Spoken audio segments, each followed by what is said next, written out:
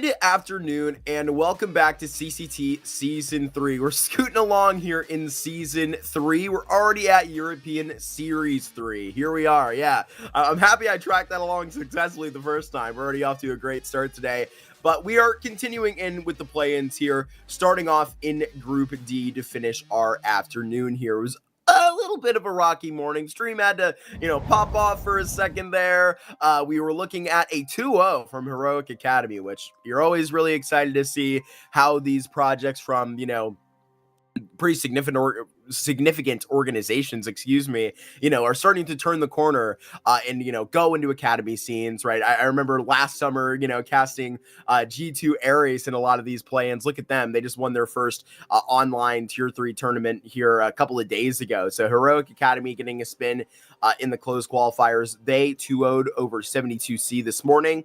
Then unfortunately Geno exited the tournament. So the Copenhagen Wolves had an easier role than expected this morning. A quick day at the office, that we can say for certain, ladies and gentlemen. But we look here into the later half of our afternoon. We start off here with Unity versus Leo, and then right after that, Rush B versus Preasy, which will be fun to hop back on with that Preasy squad. It's been a little bit of a moment since I have seen those folks over there, but I mean, for honestly how we, track it down in Group D, I think we got a pretty good shakedown of what we are going to be thinking is a pretty competitive group here. So let's go ahead and shake it up already. Let's go ahead and throw it into the breakdown, because you know what? I mean, it's a little bit crazy. Leo's already been active this morning, and another event had a 3-map affair against Wild Lotus, which is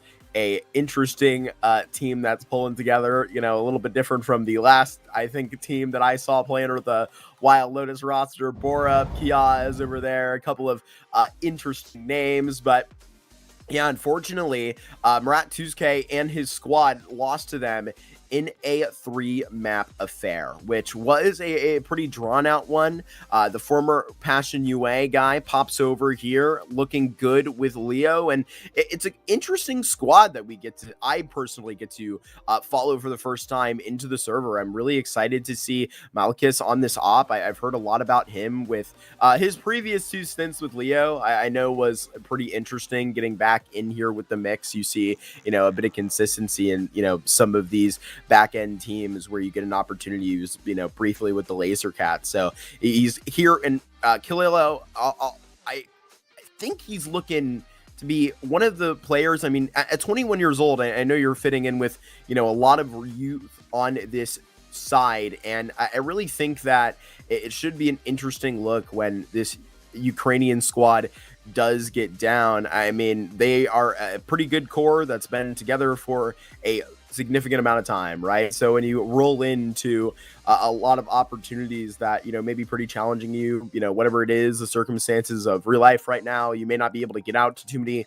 offline tournaments. I mean, whenever these guys do get the opportunities to actually push through in some of these events, they're actually doing a pretty good job. And I gotta say, I wonder if the Ukrainians are going to take this opportunity lightly and actually be able to really punch up here. I think Unity has been a team that has really been on the grind. We can go ahead and, throw it to the other side of the band here in our first best of 3 and take a look at that Unity side, because this is a project that has been a very interesting little topic as per fact. I mean, I've really enjoyed covering Unity. I believe I was just on with them in Series 1 right at the beginning when they were playing Zero Tenacity in some of those play-ins. And so this is a squad that has continued to, unfortunately, bomb out of, those play-ins when you're, I think bomb out is kind of a disrespectful term when you're,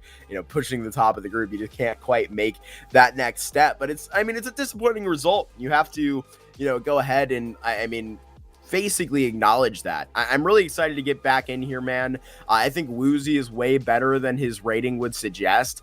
He's a really talented young player. I mean, just was so insane when I got to watch him versus Zero Tenacity, flicking around, doing all sorts of crazy stuff. Of course, we're all going to be familiar with guys like Neofrag, Huanfida over here, and even some of the younger names. Like, I think Darber and Purdy have actually done a pretty interesting job. Darber coming over here from a pretty significant stint over on Gamer Legion Academy. So honestly, you know, where we come in with a couple of tier 2, tier 3 teams that are, you know, trying to grind their way into the rest of the tier 2 stage, right, with the rest of these squads getting in here in the main Swiss, right? I think I, you know, mix up my verbiage there a little bit, right? This is a squad that's definitely good enough to, on paper, you know, face value, the name value of the organization, absolutely be up to go. So it should be a very interesting one. We're actually going to look at the head-to-head as we get into a bit of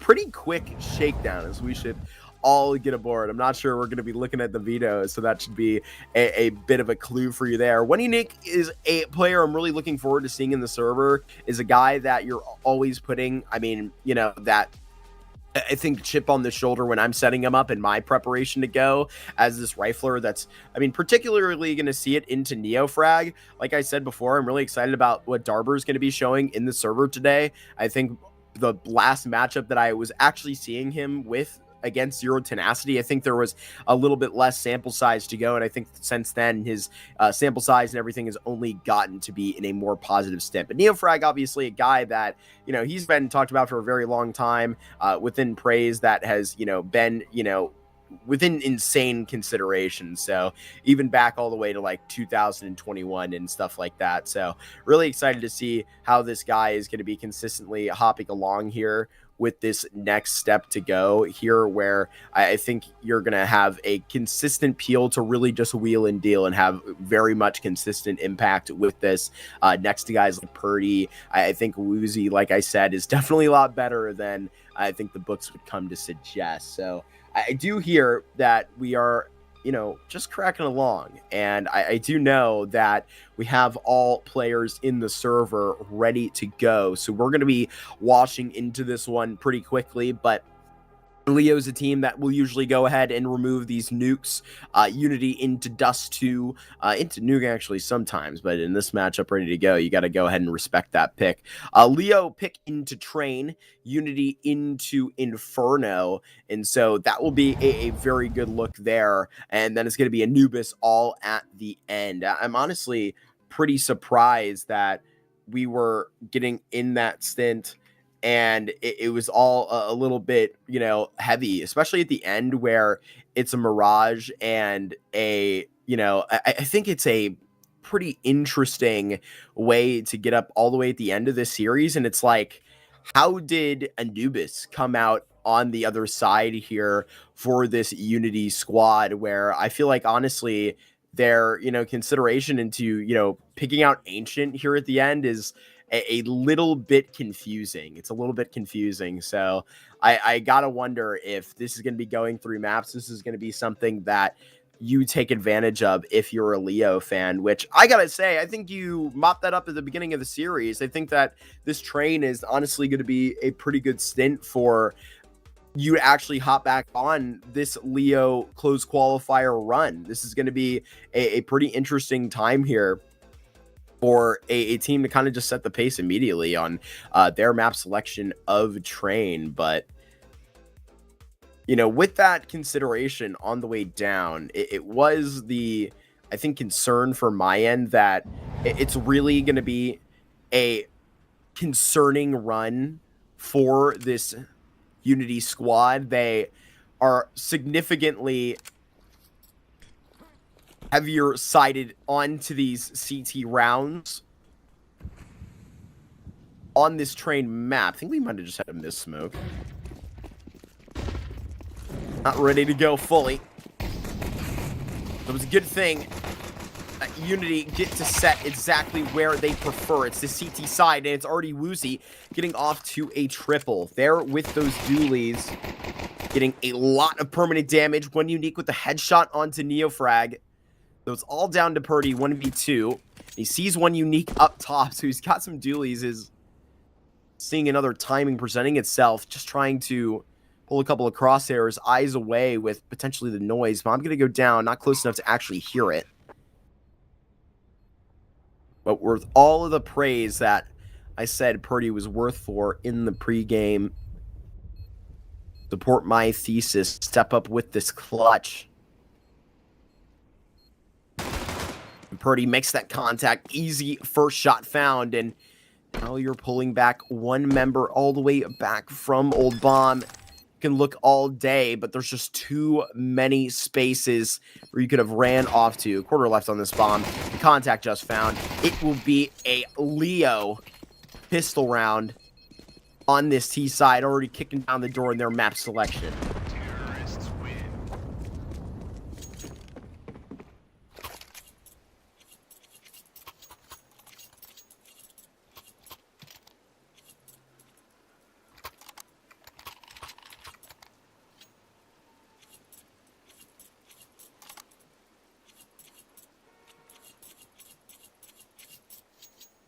Leo are a pretty balanced train team in the way that, I mean, only 52% of the rounds that, I mean, they're aggressively winning are on their T side. Unity, a different conversation. This is where they do their best work. Almost 57% with that majority.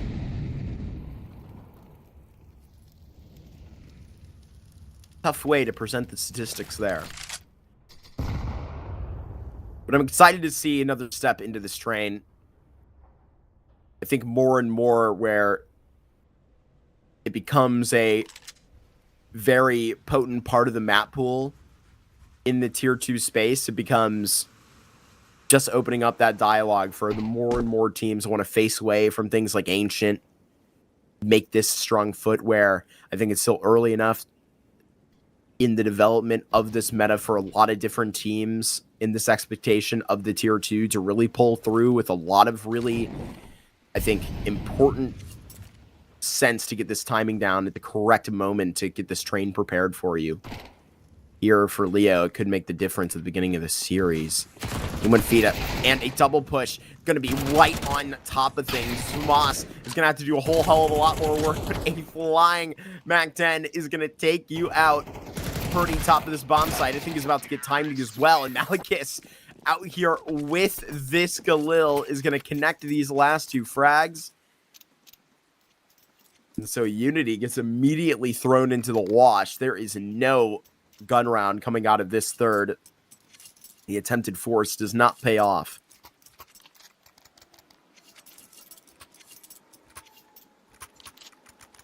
I have to say for taking that force, I mean, it's awfully bold to, you know, tote that exactly outside. Leo would have been right place, right time to get really good bit back on this upper take. Group of pistols would have made that a serious problem. The group of pistols here, making it a problem through T-Con. MAC-10 is going to get back and just get there to sense 2 frags out of it. Purdy going to be slipping the net only for a moment and taken care of. So Leo, 5 alive here, no casualties against the USPs.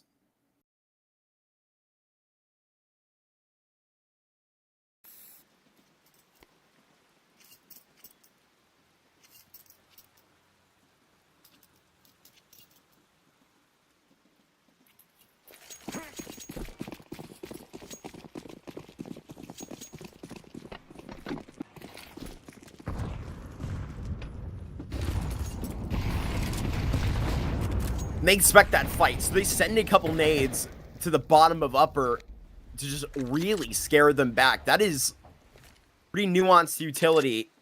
They're ready for the pace about to be just switched up on them. Here's a quick peek. Woozy just disappears with an opening frag. Unity get to play really with their first advantage.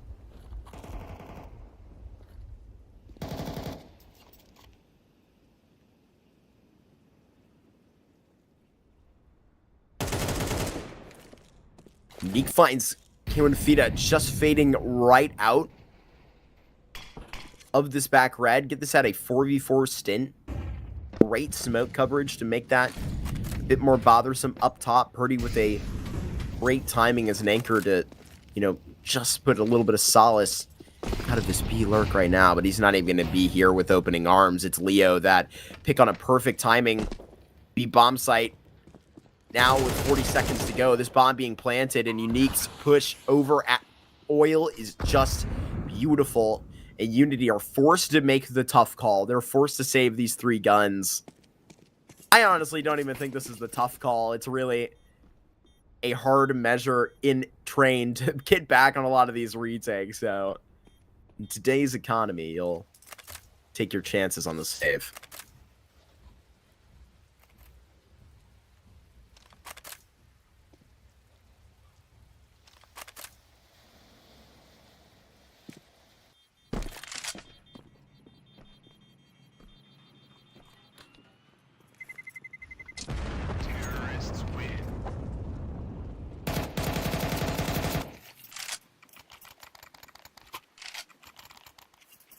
Not the worst result for Unity, because let's face it, I mean, the results of these casualty-wise has not been too great for them. For really speaking that out loud.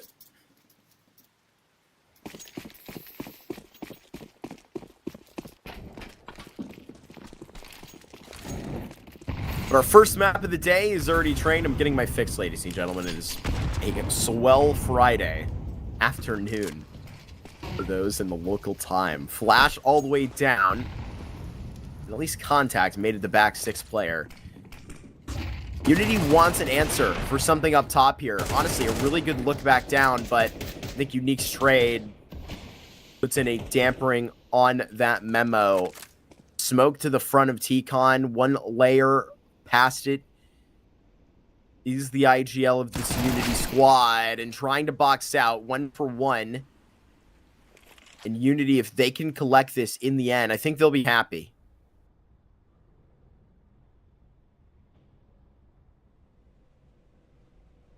I don't think they imagine their first round they're going to be grabbing here at the beginning of train is going to be one that is so clean, walking away with 0, 1, 2 casualties. They knew they were going to have to be getting their hands dirty here. And Darber with Neofrag potentially would be such a potent setup to break. Malchus walks up, clearing everything in close. And now looking for Darber. Can't go ahead and clear the fine corner. So Unique takes a contact back to the bomb site. They just dig out Darber and a quick frag from Neo all the way down. Hilo with a great headshot now, 21 seconds, and Purdy has just got to wait patiently with this op. Picked up.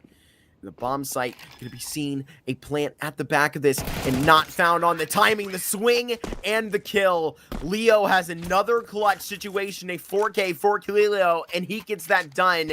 A great time to be a Leo fan right now, steaming ahead with 5 rounds in a row. This is crazy.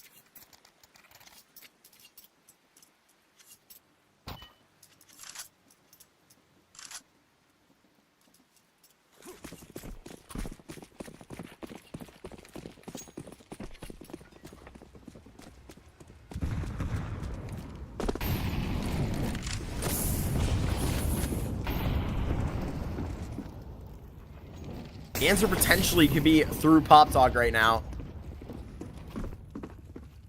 Leo ready for it. I think they understand the contact they just had. Look, do they put down on the bottom?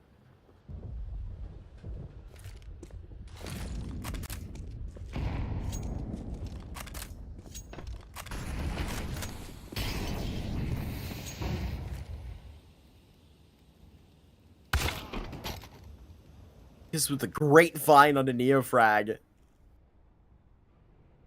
And that seriously starts to spoil this A setup.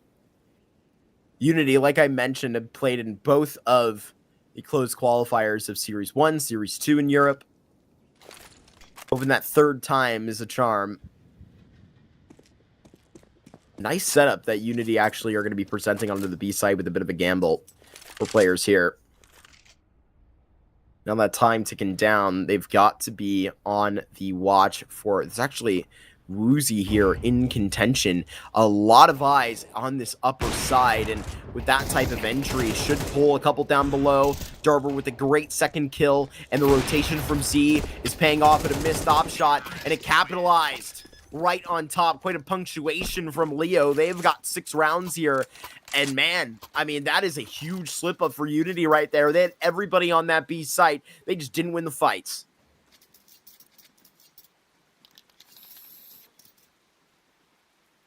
Do we have a couple of bait sprays? I believe the major starts like in an hour or something. This is the real major though. Hopefully everybody's pick'ems are good.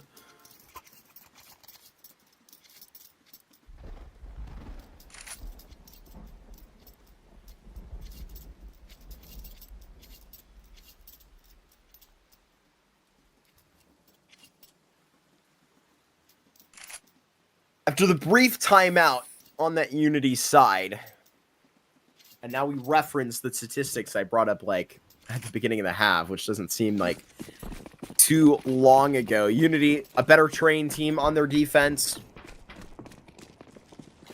That much we do know.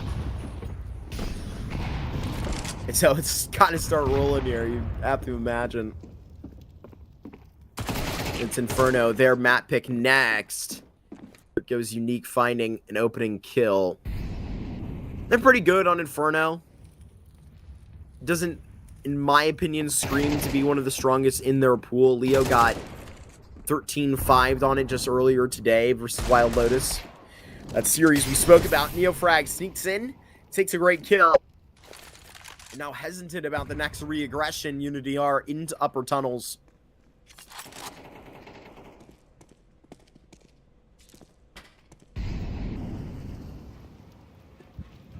Smoke that covers all the way into back 6.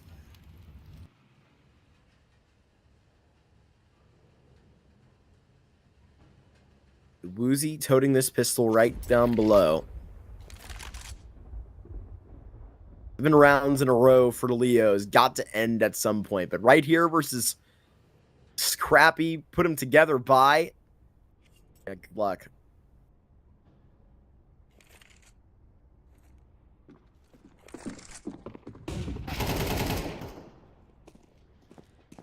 Uzi gets a dink up before he goes down.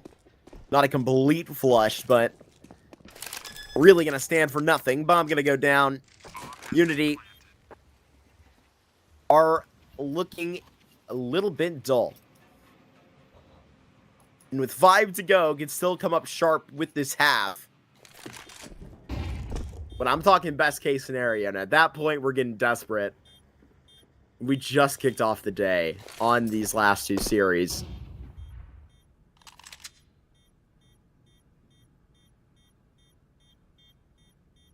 Unity had a bit of a tough end to their advanced playoff run. Lost to TNL, had a forfeit win versus FUT, lost 0-2 to Box.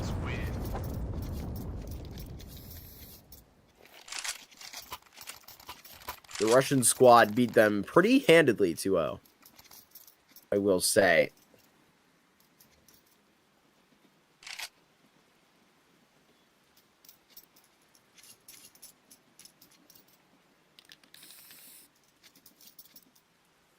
There's always the bad days. There are the great ones as well.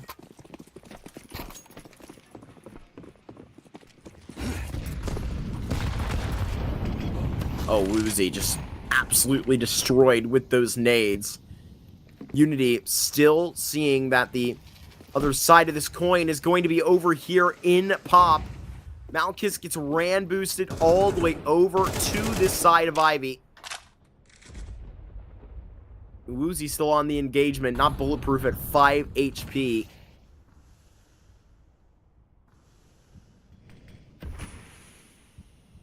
Unique still keeps an eye on it.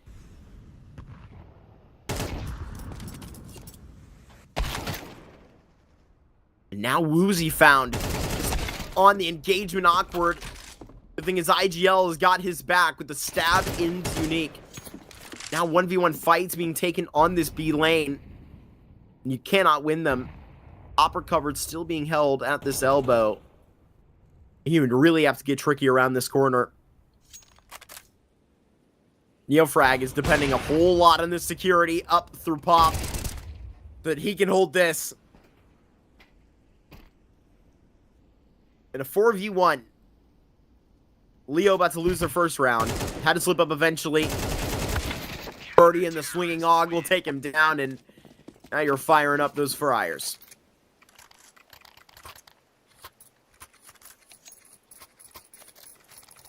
Quick timeout taken by that Leo side. All is fair.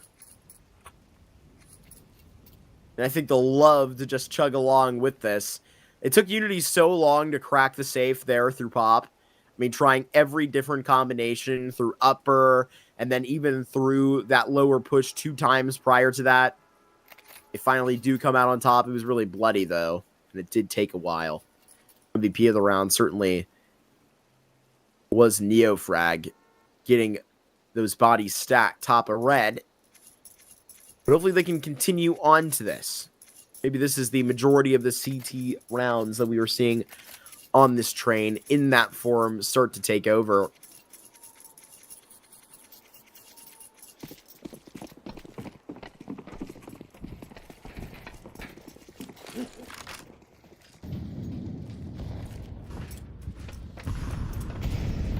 To B site.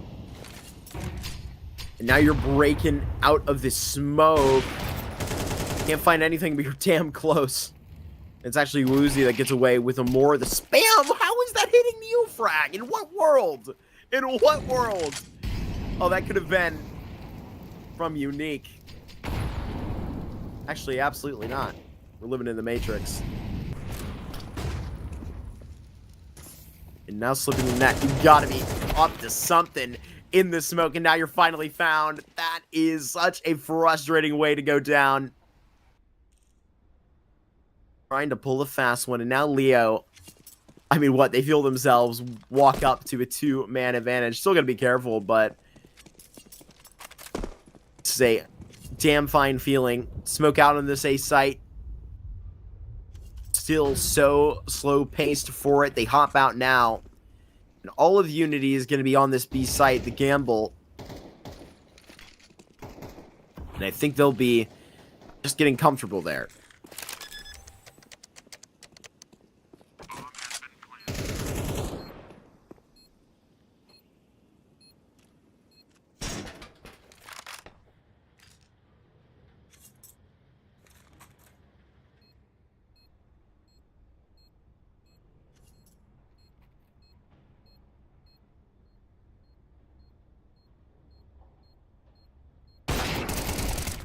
And Ruzi, oh my god, Ruzi just nailed the 2v4. I think that's the most of the hunt you'll see on. Good thing this op's still in the hands. Purdy connects with this log. Particularly fiery on train. It makes me sad. I feel like I was seeing this log really used pretty heavily in a lot of these.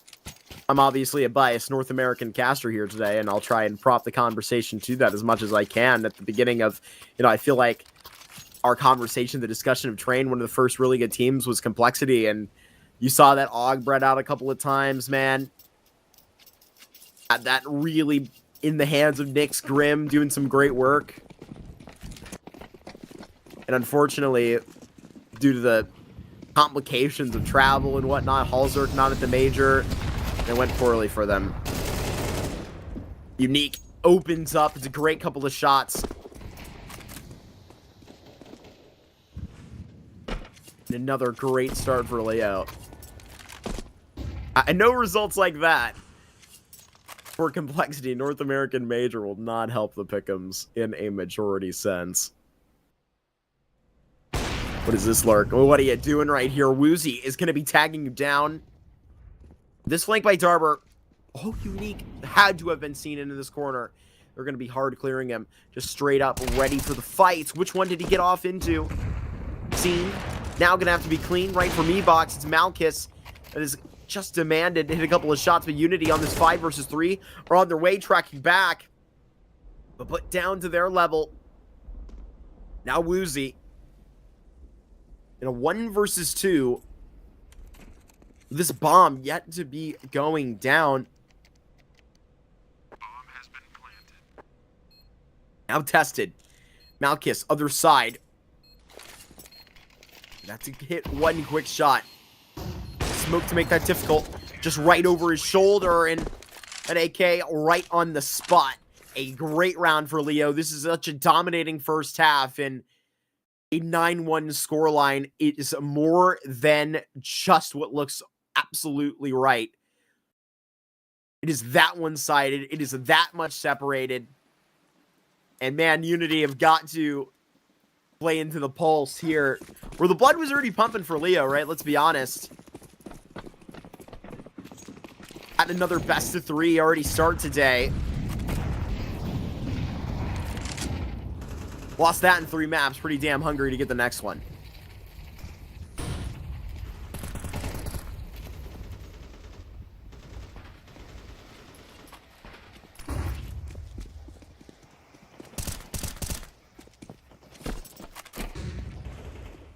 So we're trying to spray back down.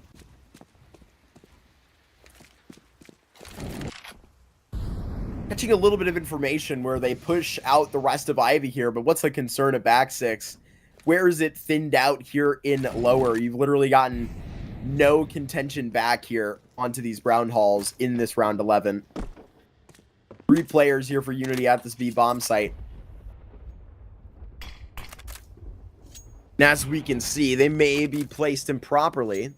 This is a really good smoke out here to be put right in front of Pop Dog. This may force them back to B. It should, absolutely.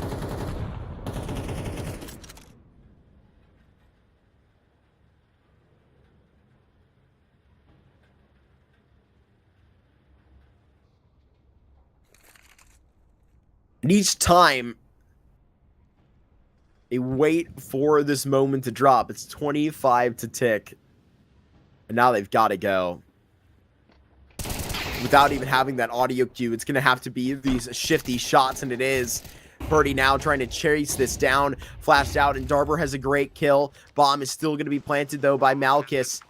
And really, with that lurk activating now, it's great shots, a double from Purdy. And you've got to put somebody on that defuse. It is not going to even be a competition. Unity get their second round and hold Leo at 9. But with 30 seconds left, they put to themselves in this B bomb site. They knew it was going to be hairy.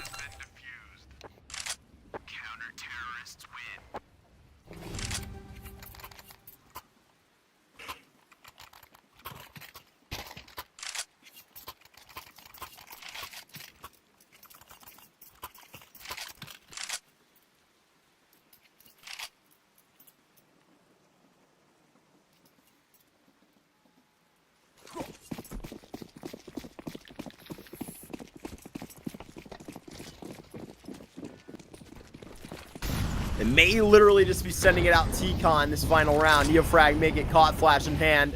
Woozy just getting dunked on. This is going to feel like Leo are hanging on the rim. A 10-2 half inevitable.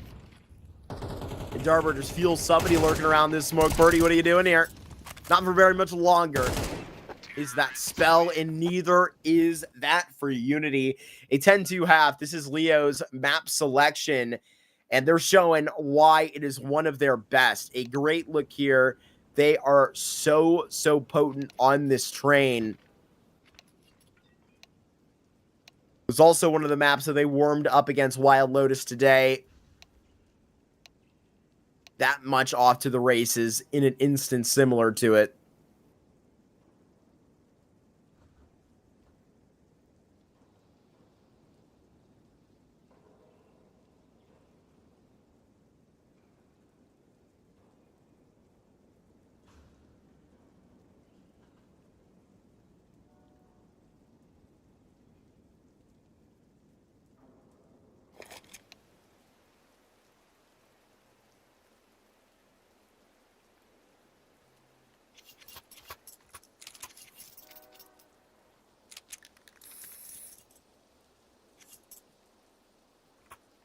It was games against Favvet and Rush B that made this so difficult in Series 2. Those play-ins were damn competitive.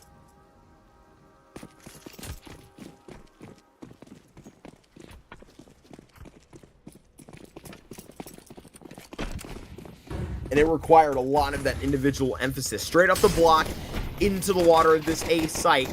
Unity are diving straight in. This is perfect. And now just phasing out of that smoke. Gotta land these shots back. And they can't expect another man pushing this cut. Malchus has got 2 kills. Disrespecting the odds. And Unity now are just absolutely embarrassed on this train. They are collapsing 1 round at a time. Leo must have had a quick little notion into the beginning of this series. They must have known that this was going to be quite a place to play. I came in here with statistics and everything, man. I'm like excited to see Unity get on to CT side, and then they get 10-2'd. A little bit rough for him. But it does happen.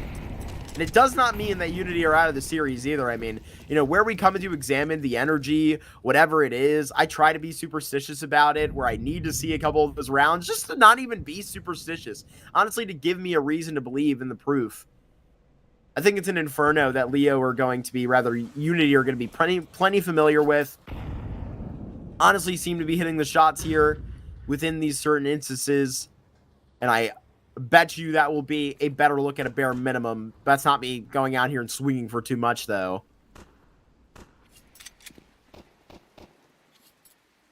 But this right here may be void of hope. Void of some hope. I could see that.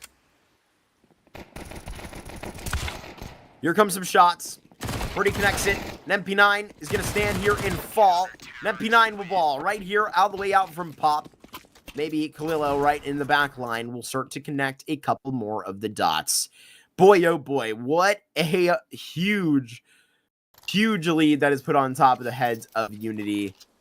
Feels like an avalanche of this train. 10 in a row has fallen on top of their heads. We'll see if they're able to continue this for very much more. The 5 AKs being brought out right here. The offense can reach into a single opportunity of a rifle round. Well, that will be impressive. Running it straight out. Denied. Malchus reads Neofrag like a book. In a contention play out from Ivy. Oh, and you're done, FX6. That AK going to give you away. Darber with the execution. At a 4v4, you're going to try and put this along. Unique's still back here. Goes for a bit of a stab and can't exactly land it. Birdie and Unity may continue this at least in round 15 because this is a damn good looking round so far. I'm going to go down here. Icon is smoked out. No way back in for Unity at this moment. Rather, Leo.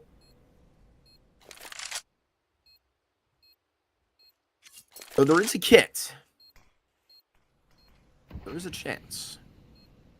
But with this type of body language, I think we're going to be pulling it close, sticking right here, holding on to these 3 guns.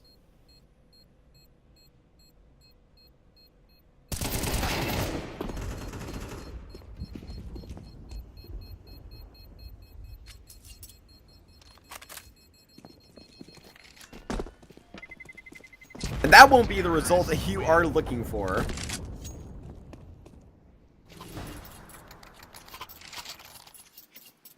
Fails the attempt to save those guns. But you've seen into those worst results before.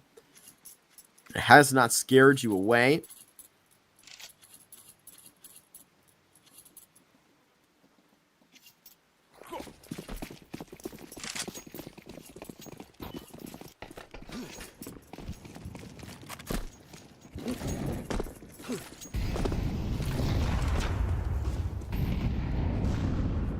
Unity feel like they probably have not even gotten started on this train.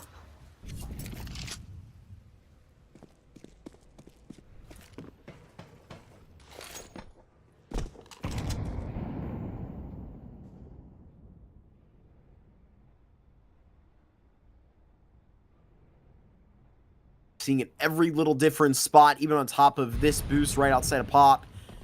common now for people to actually be right here on this angle. Almost saw it, attempted to be cleared, but Alcus with a close shot. Drops right down. Nade, that is going to be so good. But they may just line up straight up in the bomb site. Gotta know that Malchus did not scurry away. Was just so close and made you pay the toll. Or we're right back at this bomb site. Where do you tote for a shot? Where do you bend for a maneuver? On this moment, right back down. The head that presents itself for a second. Can't capitalize.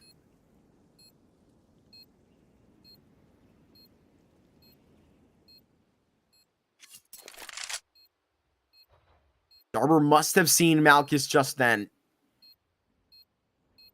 Unity have such an upper hand in this post plant until just then. These positions were just so deadly, and Woozy shows you why. A kill may scurry you away. This next one has to come down and has to be so sharp, and Woozy has extended this train for a little bit longer. We go for another round. Unity attempts the comeback.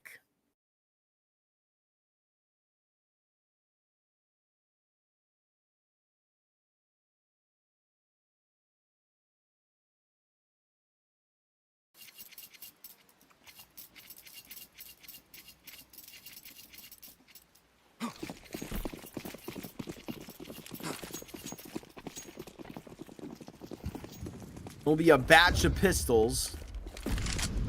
And I can't say that those are the hottest to bring you over the line, but to bring you up to the heat right now, it may just be measured to it here at back 6.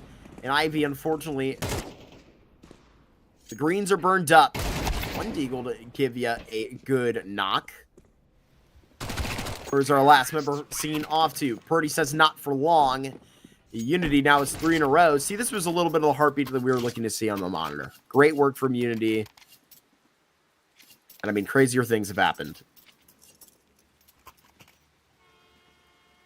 Leo, take a breath. Leo, take a quick 30 seconds. This train does not get too tricky.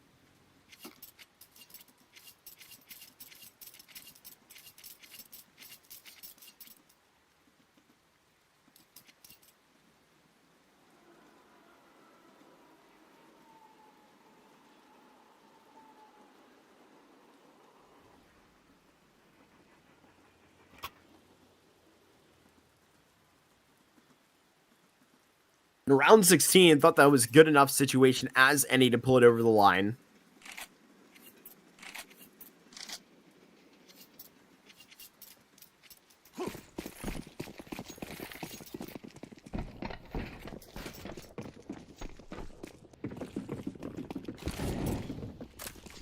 Deep T-Con smoke coming through. Neofrag has seen himself to the front of Olaf and now wants to take a fight. Finds a great look onto Unique, and now just scurries away.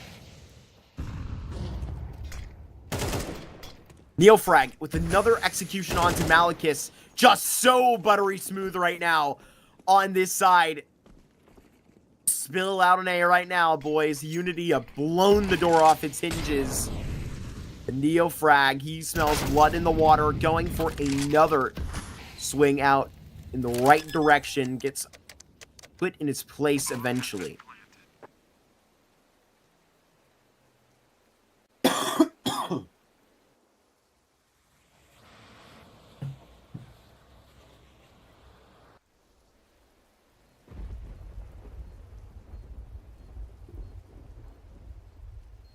And Leo here are feeling the nerves. Still have a while to trickle back. You have an entire another packet of 6 to pull through.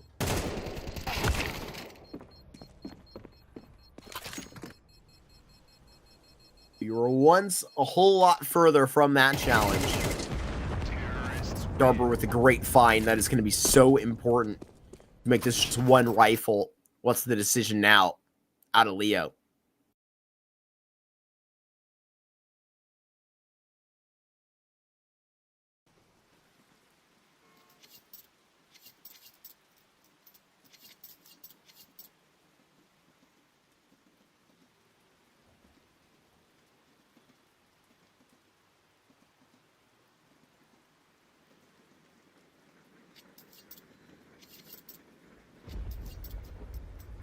honestly another 30 seconds to talk about this, because what's the move, right? Like, are you getting the Eagle and the Kevlar to actually make this a measured risk? But it seems to be a couple of those upgrades kind of battened on that same economic situation, and maybe a little bit deeper than that.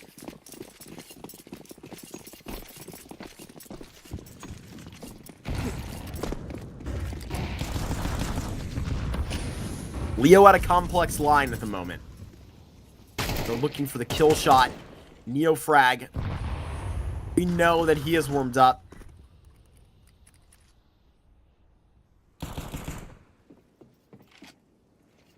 MP9 making another bold move. Trying to phase in this smoke. Should be caught. Is Neofrag finally bested, potentially for the final time on this train. Sending up a little bit more A utility. Woozy is sending some over, and Darber with the bomb in the back, and Woozy are headed back to upper tunnels. Still keeping a little bit of focus right here. Woozy sees one track across his screen and can't pull the trigger. A 4v2 right now. Unique still so far. Had to have been spotted into the corner. Does not look like it. Darber staring it down in a beaming shot by Darber. These MP9s, these 5.7s, only have so much range. And now when they're tracked in the bomb site, they've got to make the difference. The one AK that truly could. And now Woozy to continue the back end of this track for Unity. It is just slipping up right back down. It is Leo that put the cap and screw it on so tight of this first map. They don't want another round to leak out of this thing. Unity was warming up, but that was a great bold play all the way through. I think that's, you know, a bit of the scoreline, honestly, maybe we would have expected. I think that, you know, maybe with a little bit more respect for Unity, honestly, for that type of situation, I think it's a pretty great lint out there for Leo. There is no ifs, ands, or buts about it. Now, Neofrag was getting warmed up. Unity right alongside him. They were on a bit of a good rhythm there to close out that first map. Whether it was going to be within that process or not, I think it was still going to be that first map cleaned up there by Leo. I think that Unity, like we said, I think that there's a world where they could have like literally waltzed out of that 13-3 and still have had the energy to potentially, you know, flip that on its head onto an Inferno. Now with a little bit more under their belts, players with this experience may not have as much trouble, you know, trying to flip that coin. So, you know, with that Anubis up last, you know, with that, you know, conversation we had about that and train, or excuse me, ancient potentially being, you know, let all the way through. Honestly, this is right for Leo, and they should have a good stint to potentially take this in 2 or 3 if you're looking to see the upset here at the beginning of Group D. But ladies and gentlemen, we do that, we do have that Inferno right over the break at about 9 minutes, so don't go far.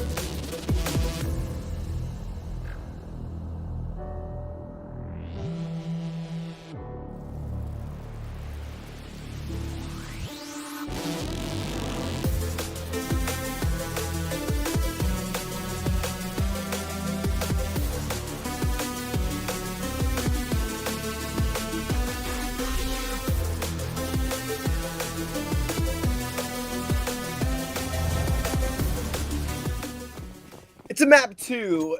It's Inferno, though this series has already heated up. What are we, like 15 seconds into the second map? Already terrible puns? Yeah, man. Yeah, man. Those are the close qualifiers for you. We're already here, and we are getting off to what it's probably going to be. I wouldn't say the end to a 2-0 for Leo. I mean, Leo is playing their butts off in that first map. Honestly, put down at a pretty good one-sided scoreline, but let it slip through their fingers for a couple of rounds there near the end.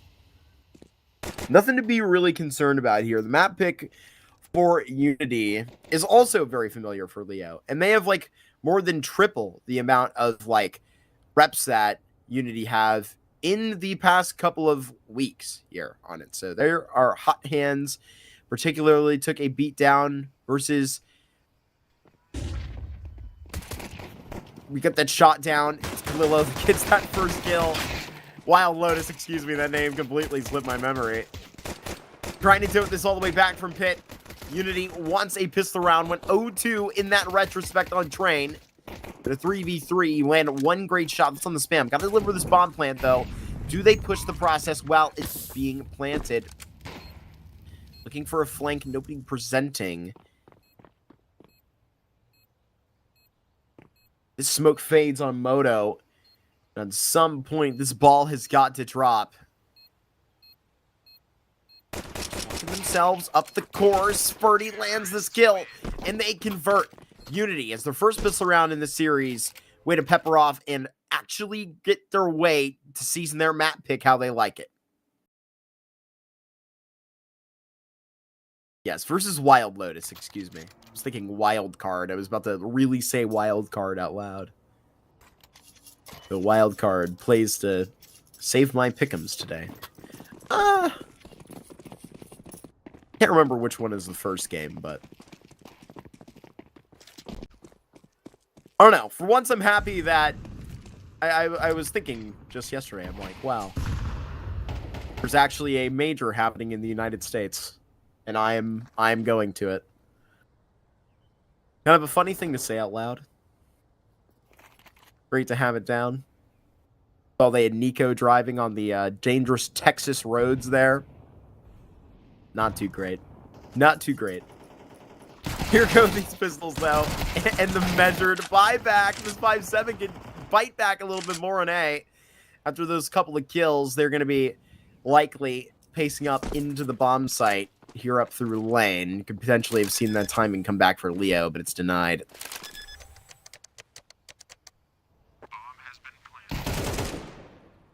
Neofrag catches that lurking forced up player.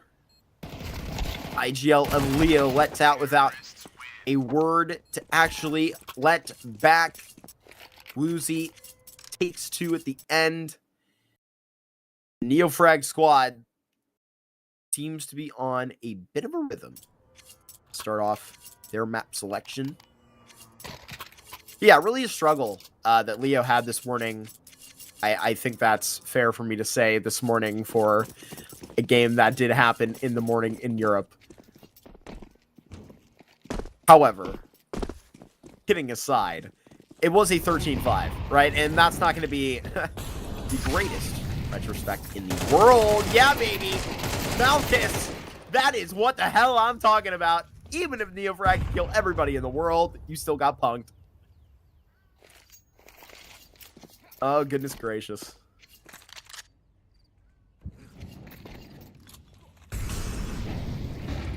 Deagle going to be heading back in their direction. Yeah, man. Bird from Sky had quite a series against them. This relatively new Wild Lotus project.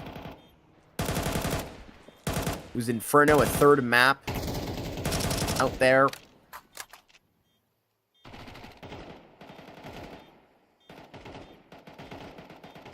It did get taken by Wild Lotus, man. It was even the train today, like I mentioned, that slipped between the fingers of Leo. So I guess if we're, staying on that same track of losing one, winning it in the next series, Purdy, hearing ghosts walk around there at Game Ender.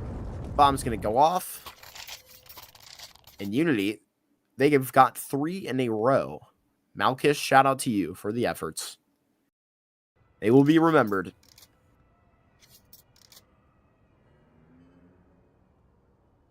Got an AWP all the way to start. See if Unity is ready for what's thrown at them. Honestly, for what Leo is going to be seeing in the pitch back their direction. I mean, it's been quick. It has been absolutely unforgiving.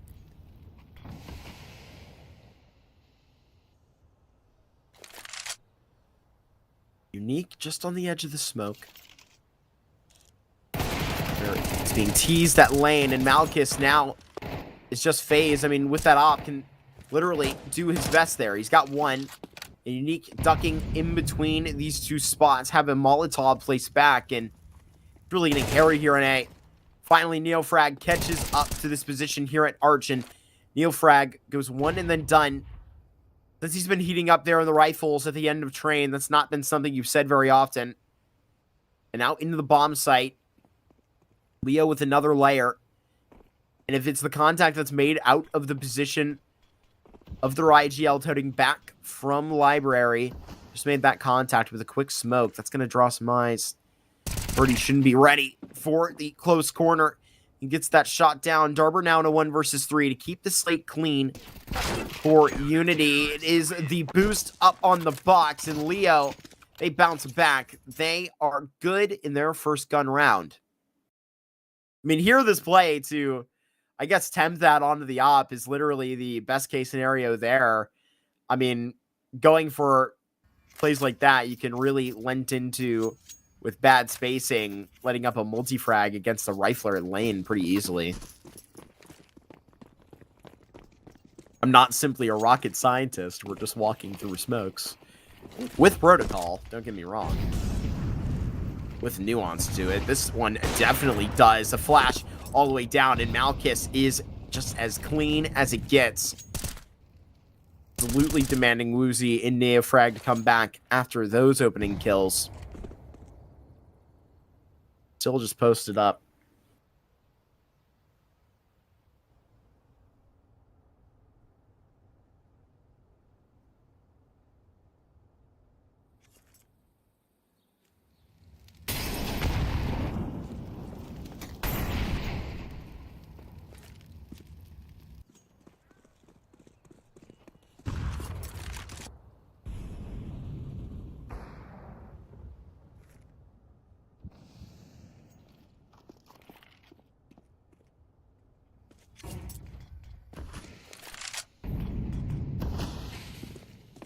Deep smoke into library.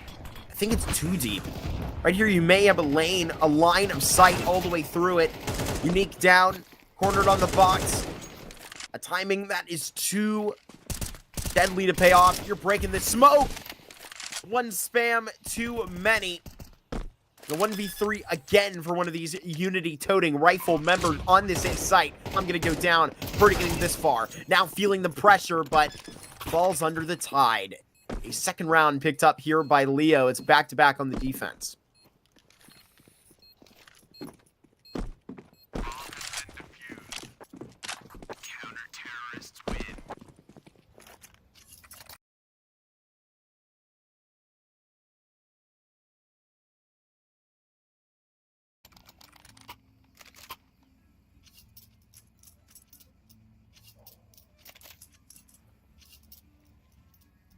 All started with that great opener from Malchus. Really, I think that the utility was hitting him right in the face. The pressure was right there. Luckily, he gets away scot-free. Here are these Tech-9s trying to run it right up. Malchus gonna have to be ready for it. We do get a little bit shaky right onto the side of Arch.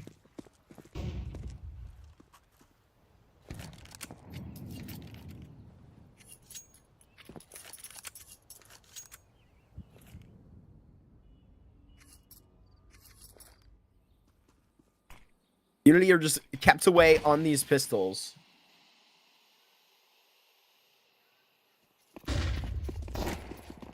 Now flashed in.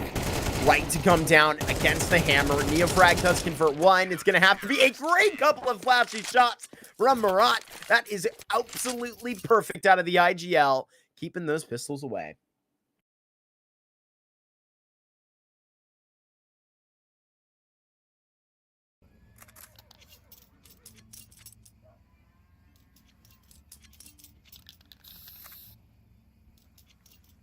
And Leo are simply right at that same pace that Unity was putting themselves up to a very good rhythm.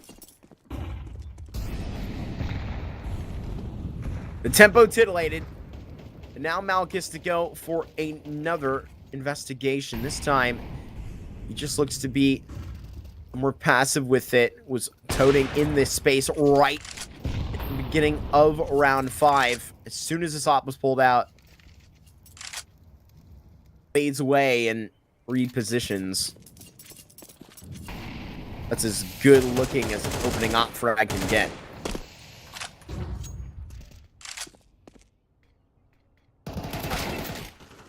In a great position. Darber here may just be able to pounce on it. They hear Unique getting away. Oh my god, what a great nade. Hits them right in the face. Can't defend a perfect pass. That's what they always say here in NA.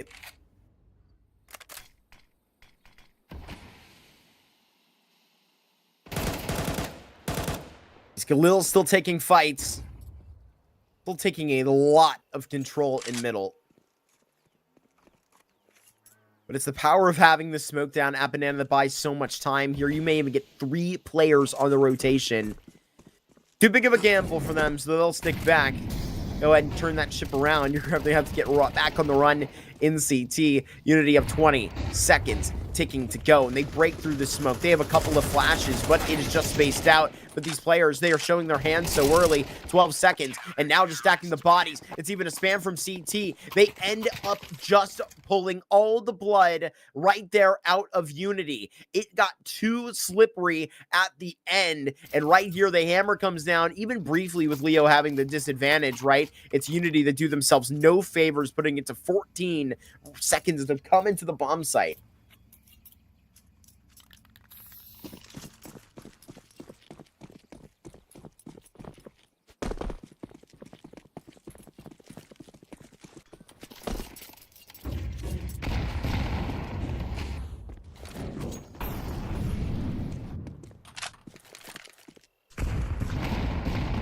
Bombs away up top.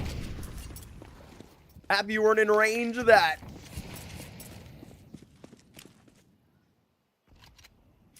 Unity have Kevlar to this. They got 2 flashes behind it and 2 smokes as well, man. They're armed to the teeth. This is not just nothing here with these Tech-9s. Certainly damn something. Now bowling it ahead. Here's a couple of flashes on the way down. A big swing. And right now, you're just going to try and get everything off of the plate. It is damn clean. Darber leaked into CT. But now you are going to tighten that straight up. And what a insane couple of rounds that these players at B have had thrown at them to be passed over the hurdle so damn high. It is Leo that is now reaching 5 rounds, which is all they got against Wild Lotus earlier this afternoon.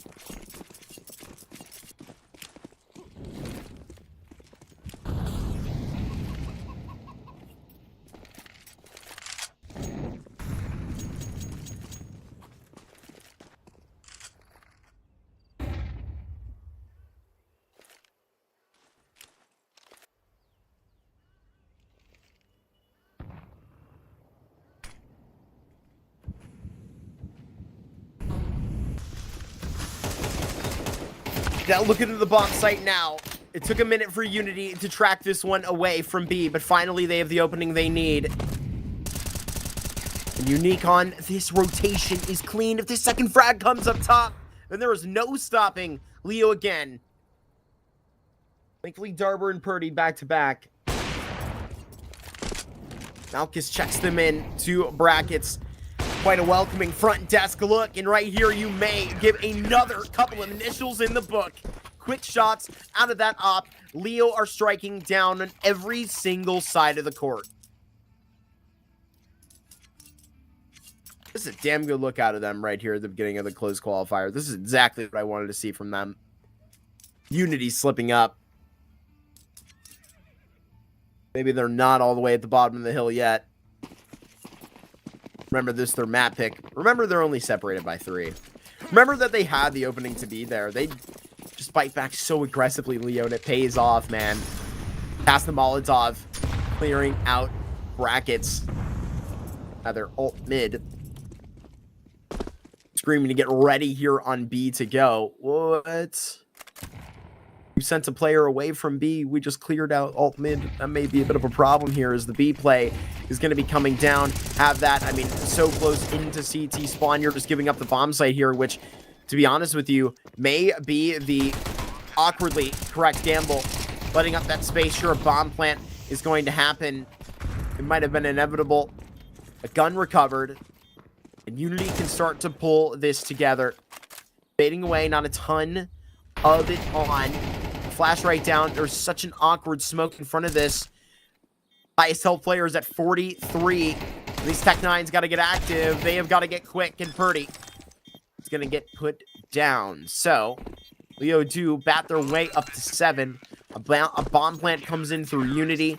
And just like we talked about on this train, at a best case scenario of this first half, it's at a 7-5 for Unity, which is, again, pretty damn possible. I feel like as Unity have gotten better in the series, so have Leo, right? We saw them exactly, maybe not actually be within that same discussion on train. I feel like they desperately closed it out.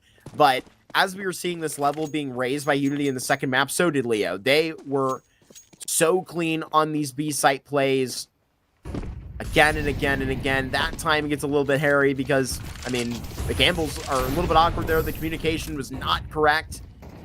We saw, but hey, we're not in the VC, right? We only can examine what we can. Bombs away through arches, and they're just so damn coordinated with those HEs. Leo are just poke them in the side every opportunity they get.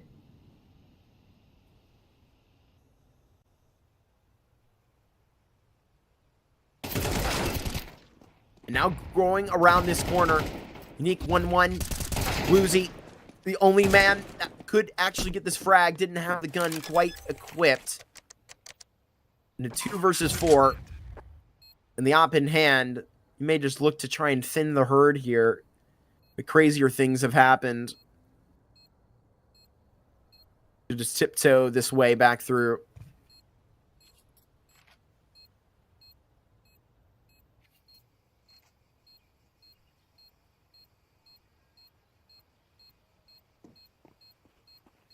And brackets are managed. This is even worth sticking around for. And you currently take a look at the bank accounts, and honestly, what you find is a resounding yes. And what at bat you're going to be just shoving Woozy away. Good luck against this bomb. It's quite a big one. See you later. Nobody survives. That's bloody. That is bloody. Out of 2 versus 4, call that a win for Leo economically. Even though it's like, yeah, 5 AKs. Pretty good amount of utility in here for Unity. Not nothing. You certainly take where you can.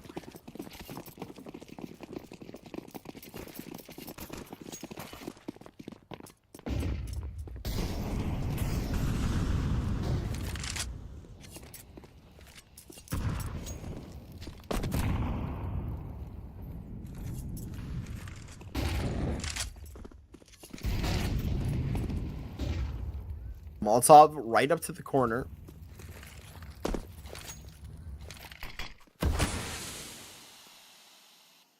smoking the CT. Leo, they keep a couple in the logs just for lines like this. You look to read past them one step at a time.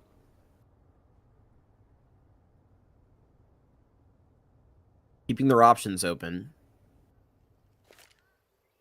Because Unity have been, I mean, shoved away from this B door so many times. You're not getting this club. Not tonight. Not dressed like that.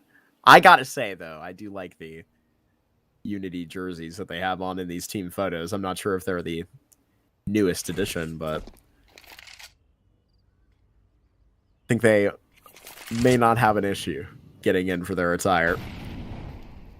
Another Molotov thrown right back their way, and again, 30 seconds is going to be their timer. 30 seconds now with 3 players to clear, and you're down by this first margin. Contact at the new box, a double out here from that spot. Now 16 left down on the plate. Malchus even takes out the lurk. It is Leo on their opponent's map pick. Put up a dominant first half. It's an 8-4 on their CT side.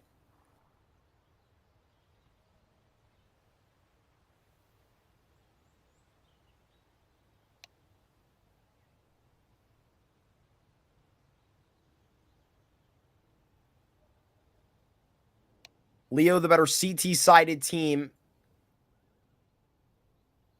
Rather, they play their best CT Counter-Strike. They play their best Inferno Counter-Strike on CT. English is a problem today, apparently.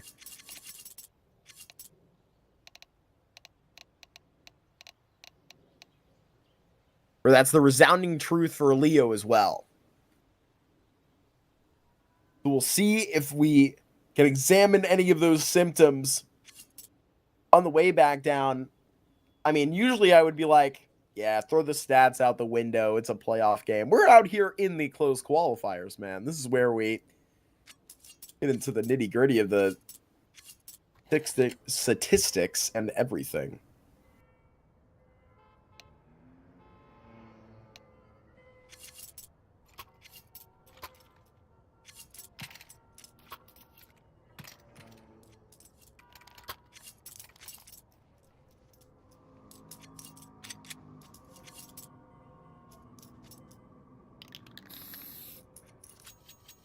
It was Unity that won. We have a bait fan.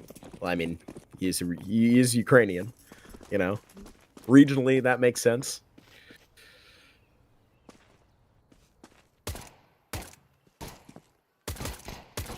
Got another pistol round here. I think the train of thought was interrupted by me examining exactly where we were at for the fandom of the major. See if it can be 2 in a row by this Unity squad. Almost the head of Nico Dawes taken off. Excuse me, Neofrag. Got me thinking about the major too much. Malchus trying to get a tap around that corner. And Purdy on an investigation.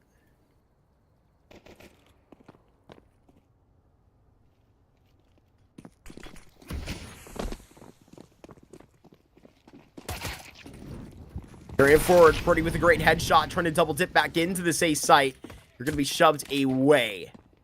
In a certain way, these pistol rounds are going. It's to these T sides on this A site who have not taken any prisoners and are not leaving anything for you to try and pick back up. This is going to be almost an impossibility here with no kit. Gotta get on this horse now. These shots are not very kind, and this is a nuanced approach to lane. Darber with these dualies is going to have to start hitting a couple of magnetic shots, and is, right? So, has to try and dig up a couple more graves. Can't exactly do so. It is Leo still running along this track with their baton, and they're starting to create some serious distance here.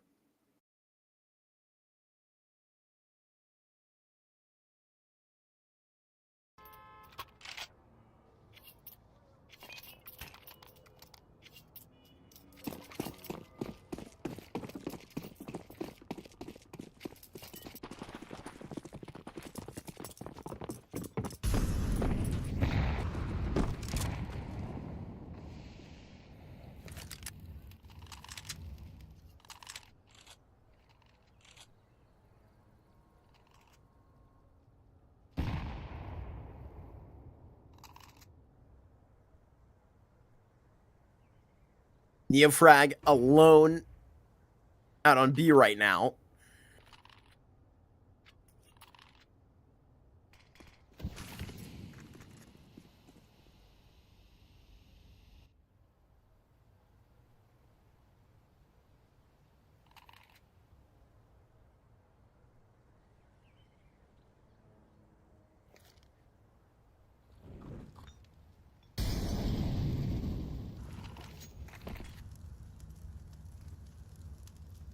Smoke drops right on the head of Arch.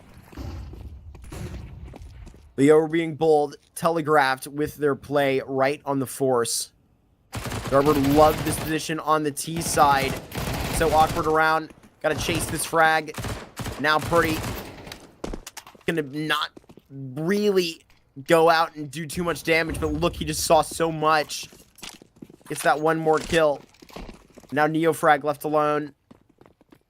And you know where this is telegraphed, so you're going to be sprinting in that direction with literally everyone. Neofrag does not have to pop out until it is necessary. 15 seconds. It should be 5 rounds for Unity. This is looking so good for them. Couple of shots back up. 4 seconds. You can't even get the bomb down now. It is so disastrous. And they do get the final kill. They do get the final kill. That is disastrous for Unity. They just had to stay behind the smoke. Leo was doing themselves no favors there. There was 8 seconds down. As soon as they crossed that line of scrimmage of the setup in the site, there was no way they could be planting that bomb, and the instinctual play to sprint through the smoke cost them. Gotta check that clock. Want a heads-up play, all you gotta do is stare right up at the timer. That is a backbreaker, especially at this point in the game. You needed a big swing round right there, and unfortunately, that's Unity that slip up at the goal line.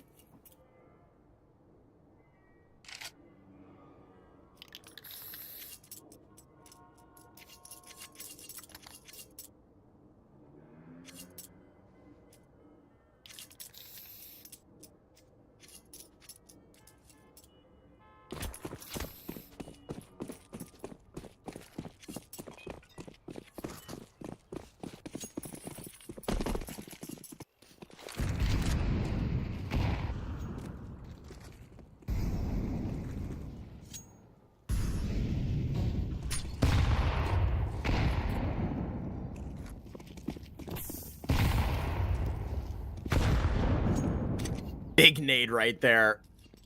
Leo continuing.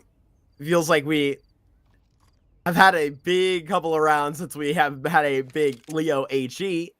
Obviously, these ones are going to count for 2. Not a Kevlar in sight on this B lane. Now the MAC-10 will be slain. Too many bodies on that other side. And now, at least you got to get the VIP out of there. That bomb going to be headed back in the A direction. And they're going to be sprinting back to Purdy's neighborhood, who's hiding in mini. That's what they tell you to do. Get right down. And now with this MP9, makes a big play. Holding off the flood and into the bomb site. May get your hands on an SMG. That won't be enough. Unique with a 3K right up to bat on default. And he even gets, tries to put the bomb down. No big dealio there. It is Leo 11-4, and overall have just put on a beatdown in this series against Unity here today.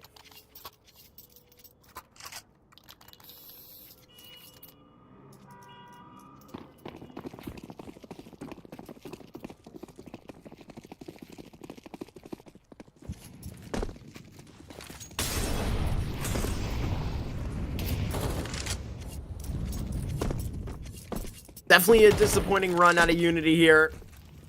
There's been a lot better showings that I've seen them have. Was really excited to see where they were going to be moving up, but the energy is not here in the first game of the closed qualifiers to Series 3 Europe right now.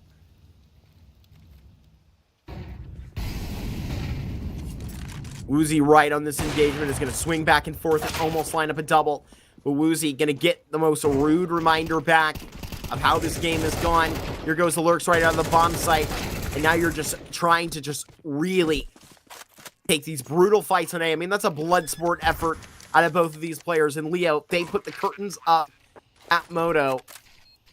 Here comes the nade right to the feet. How is he not dead? On 2 HP, but they will never know. And Leo have to expect a playback right now.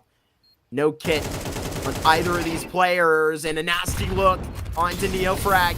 And the IGL of Unity is going to have to push past the fire, but he will remain in the flames. It is Leo that are torching Unity in this series, and they've got 12 on Inferno.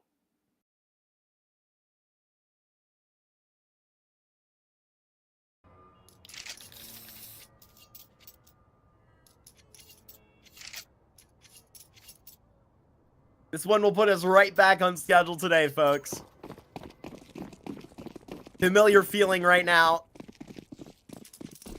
Leo, for how they looked earlier out of the box score of Wild Lotus's third map out of that series, it was Inferno, lost 13-5. They can be happy about a performance like this today. Neofrag with a double opener, but it is a double right back. Now Darber can't exactly find that so quickly out of the Magist corner. Staged invincible at Broom.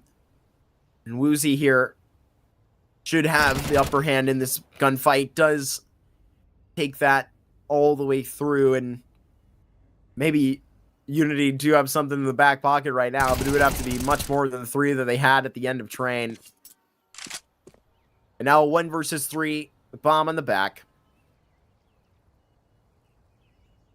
And this may be extended a little bit further on Unity's map selection. I mean, you would be asking for that to them at a bare minimum.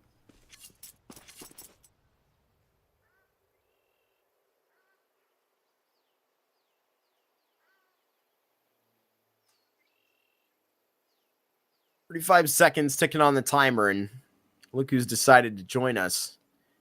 Oluzi. Hidden away.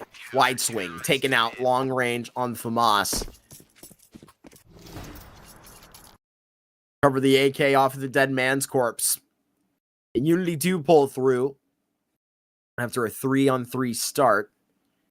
Shout out to Darber for just playing the kind of boring job of sticking alive there at the back of a new box. And I mean, sometimes the most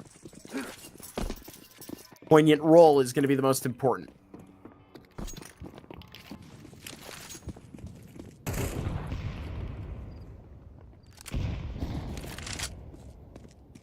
A little bit slower of a pulse. Let me feel off of this one. Leo. Ooh. Almost down with that spam.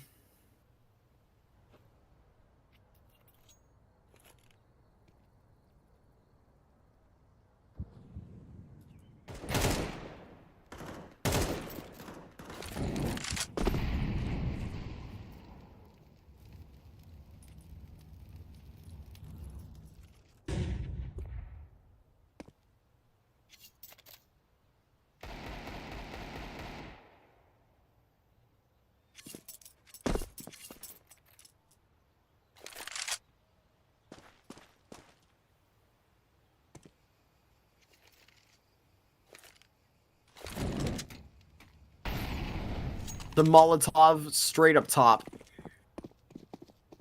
Now these pistols are going to begin to spin the wheel. Into Arch. Yeah, no reward found. Swinging right back on it. These Glocks got to get down, and so quickly for Unity. They're trying to serve these up.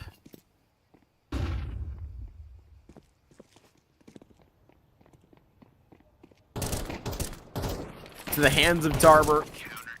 Wherever it will spin, it will be tracking to the side of Unity. No casualties. At this point, they're building up to survive as long as they can. I mean, yesterday I was watching along. We had some really nice results. You know, Favbet of Vermonti was a really fun one. Amcal also had a great 3-map affair. They go up to the 2-0 of their group. Leo with the timeout. MCal fighting out of Group B for a little bit more context. We are kicking off Group D here at this very moment. Leo about to have the first strike. The squad that is honestly probably one of the most dangerous down here. Really looking forward to checking back in with Kinky and the boys over on Rush B. Right after this. It's been a little minute since I've seen them.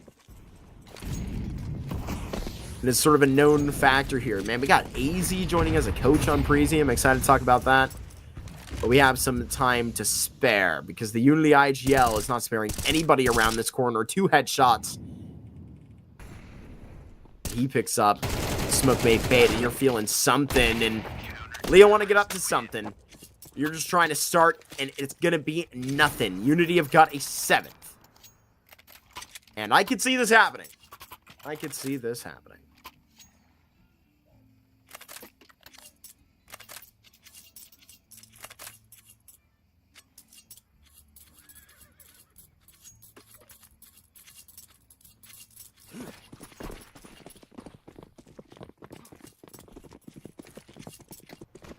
Smoke that's going to block off the bottom and middle. Malkus with no vision. Darber gets so close. Wants to make a play. And that's a perfectly timed nade to have Darber slip this gap. And he's trying to line up the heads and then get them both off. This is going to be so disruptive. Unity 2 opening kills. Got to chase him down. P250. And a 5 versus 1 now. Unity. I'm talking about how much of a disappointment this series has already been. I must be loud. They can hear me all the way over there. They've answered my feedback with a bold tone. I mean, nothing to lose, essentially. That's why they're swinging for the damn fences, running it down the middle, and Neofrag has a great look there in the end. Shout out Darber. Shout out the way that Unity, sets him up. A couple of those AGs to throw Leo off track, and they straight up forget about him. Punishes right down, has to whip out the P250. More necessary things have been done. What's the play here? Out of Leo. Going to be straight up delivered out to Arch pretty quick on that. That's all a banana. Going to be caked up. That type of smoke out of spawn is going to command so much respect.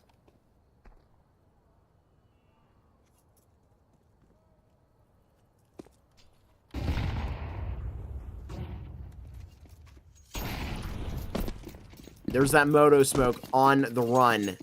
Unity going to be on the way there. They may literally just meet them face to face at library. Here we are. Are these Tech 9s too close? They are too. Too much. Overwhelmed on the rotation. Purdy and Darber are going to have to dig deep. And what are they waiting for? The smoke to fade just to allow a little bit more vision. And now with that drift in, you pick it up, and it just drops. Neofrag can do his damnedest to 1v5, but it's too much. Malkus spots right in. He gets decked on the way forward. But it will be Leo closing out this series 2-0. Banishing Unity to the 0-1 stage of the closed qualifier in Group D right now. Unity unfortunately off to an odd maneuver right now. This is not the foot they want to be on. This is their, third round in the closed qualifiers here in Series 3. They're yet to make the main event. And here against, honestly, one of the more dangerous teams here in Group D, they take a damn leading start to look. We got Preasy, man, right after this. It's not going to be an easy way back forward for anybody right now. With Rush B and Preasy to either way, come back to you just right to go. I don't think this is going to be a great 0-1 matchup for anybody. Preasy does have, you know, some strands of inexperience, right, that we'll talk about in about an hour and 10 minutes time. But like here, this is a really nice edge that you put on kind of the back end of both of these games, that, you know, when they're pushed on this, it's like that's when they're doing some of these best attempts at putting with this aggression, playing with a little bit more risk. And Unity did look good in a couple of those retrospects, right? I think in that instance, if we're going to be poetic about it, right, when they're at that 0-1 stint, when they're on being eliminated stage, right, that may be when they play their best Counter-Strike, right? Which was the case today. And it was not a great little work for them. 0-2 on those maps, and you have to give credit to Leo where it's due. I mean, Leo picked up 2 wins today on maps that, I mean, that train was a little bit closer versus Wild Lotus, but they got 13-5 over on Inferno, like I think 4 or 5 hours ago. So must have gone back, had a nice rest, and came back refreshed, and, you know, give that a nice, great consideration before rolling into this one, knowing what the veto could have turned out to be. But like I said, we got another Group D matchup here with, you know it yourself, Rush B and Preasy. Going to be good to go here, like I said, in about an hour and 10 minutes time. So make sure to stay close, but get ready for some more dramatic close qualifier affair. We just got out of a great one right now, and we'll see you back for our 4th and final matchup of the day.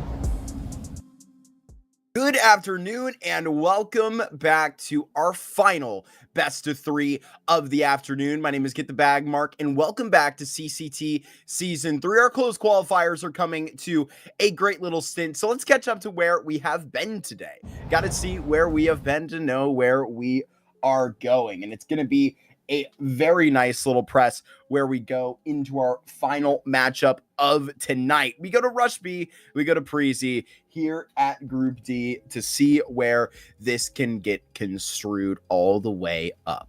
And I'm really excited to hop back on with this Rush B squad because it's been a little minute, and Preasy has also seen some new faces, right? We all know that, and I think that out here in Group D, this is some of the best we are going to see out here with specifically the experience of a squad like Rush B. Of course, all anchored down from the IGL position of Kinky. This is a guy that made the starter ladder major. I mean, was playing with Dream Eaters. I mean, this guy has been competing since like 2016. I mean, he beat Zywoo and Vitality and Co. in that tournament to get along there. And I mean, that's where this is all presented from. Kiro on this AWP played with Kinky on Freeton. And I think that, you know, this is a guy that I'm looking to see him stand away from his rating on paper. I was saying Woozy earlier, definitely it impresses me more than kind of the lackluster rating that he had. But I mean, Kiro is pretty consistent on that realm and has to be because, I mean, most of these frags are swallowed up by Tixie out here on this squad. Zinni, really a talented player next door to these guys. Executor exactly has this same sort of stint. He was playing with Stun over with Tixie all the way down. They teamed with each other the entire time. So, I mean, there's a lot of experience. There's a lot of connection over here. But if we're talking about experience, right? If we're talking about connection, let's go ahead and flip it all the way to the other side of our coin here. Because you take a look at Preasy, right? And I mean, one guy that'll immediately, I mean, jump right off at the board at you is Nico, right? And I mean, this is a guy that has, I mean, seen plenty of jerseys, was just, you know, stint with that TSM project out there and where it did get south. I mean, I've always been a pretty big fan of a guy like Nico. I mean, he's actually like pretty incredible for I feel like the shadow that he has left in for also being a guy named Nico in a world where Nico is the best rifler of all time, right? Like it is what it is. This guy is pretty damn talented for his own reign and meets up with some new faces. And I do not see Sync in the servers today. Sync, a guy that was registered on their roster, but doesn't look to be in here. We have QX with us. And that's pretty interesting. I mean, Sync was a guy that I saw 24 years old, really not have a lot of experience, this being his first squad, but also, I mean, that sort of instance for QX, right? I mean, it's going to be very interesting where, you know, that reigns along down and excuse me, it's actually Becker in the server over Sync, which that's the depiction will be getting that down. I mean, both these players with, you know, little experience, right? QX and Sync, their first action here with this Preasy unit. It's like you're hopping on and you have like a very experienced teammate, great IGL, 33, excuse me, I'm 28 years old. Ackland, sorry, my man, I don't mean to date you like that, but Griller also is a pretty talented young player, moved up from Preasy Rising a little while ago, right? So this is a Preasy that is obviously seen better rosters, seen better days, and is trying to revive it with some youth here. So you can hopefully get this back in the, you know, intended direction that you want Preasy to be pushing, because they really have not been too active, honestly, playing in only a couple of online tournaments here in the last 4 weeks. So whereas it's the complete opposite for a Rush B team that is kind of classically always on that grind. But we got to see where we kind of get into the veto here, because I mean, for a Preasy that doesn't have the, you know, retrospect of those reps, right? I mean, they may be able to come in here and actually have a pretty good knock up to where you're going to be on that retrospect of, you know, getting those bans, getting those picks and whatnot. And so that's that Dust 2 that's immediately grabbed out of there by Preasy and Anubis. That's a lot more predictable of a shaft just kind of alongside, because Dust 2 does happen to be, that Anubis, or excuse me, that Rush B perma. So it was sort of up to Rush B to see where exactly they were going to be boldly kind of starting out to challenge the kind of lack of reps on Preasy straight up. They go right on to an Ancient where it's going to be a pretty interesting first stint out there by Preasy, where, I mean, even just a couple of days ago, you're getting some nice looks in overtime versus Volt, a pretty handed win versus Heroic Academy there. And so I think it's going to be pretty good for a Rush B to sort of set the tone and, I mean, see exactly what these Preasy guys are made of on one of their best picks. And then just right next door is that Preasy pick of Nuke, which is seeming to be where you're trying to get along in that selection, was again a part of that Heroic Academy series. And they got in there, and it was exactly where Heroic actually, boxed it up to a third map. And so they see that into this series where, of course, that Dust 2 went south. And so bang, bang, you get that in Mirage, Inferno back down. And you could even see 2 trains here this afternoon. That would be quite the day specifically, where we box this best of 3 all the way up for you, an Ancient, a Nuke, and a train.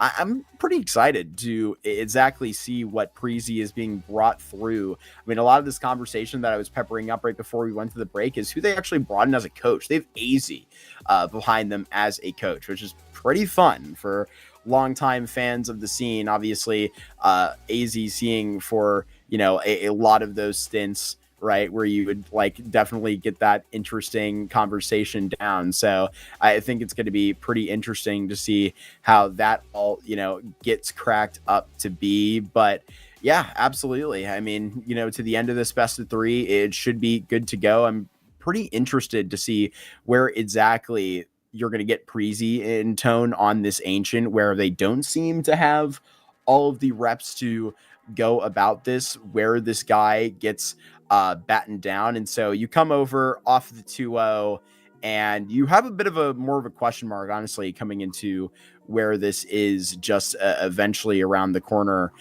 with this squad backing down the hatches on this project. So it's pretty interesting getting all the way down for it. I mean, obviously, we all know AZ's playing history was pretty successful. He even had a phase stint, was playing for North for a while, Dignitas, the history, and won some trophies over there. RIP North. It was a nice brand that unfortunately did not survive in esports winter. Real cold.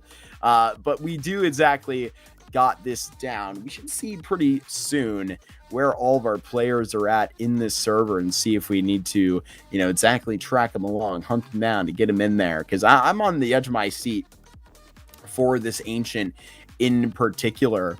And I think it's going to be exactly where you get to see where exactly the strength is coming from with some of this youth, popping up here for Preasy. Because, I mean, there's enough experience here to make up for where exactly those, youthful moments will, I guess, slip up for you. And I guess the kind of cliche strength of the mechanics and, what are you gonna, I guess, not be the most wise if we can kind of crack it down for it. We're gonna crack it down here on the broadcast. I think we're gonna be waiting for these players getting into this Ancient. We're still waiting for them to hit that connect button. So we're gonna throw it along to a brief break here and throw it just briefly before we get onto our first map here.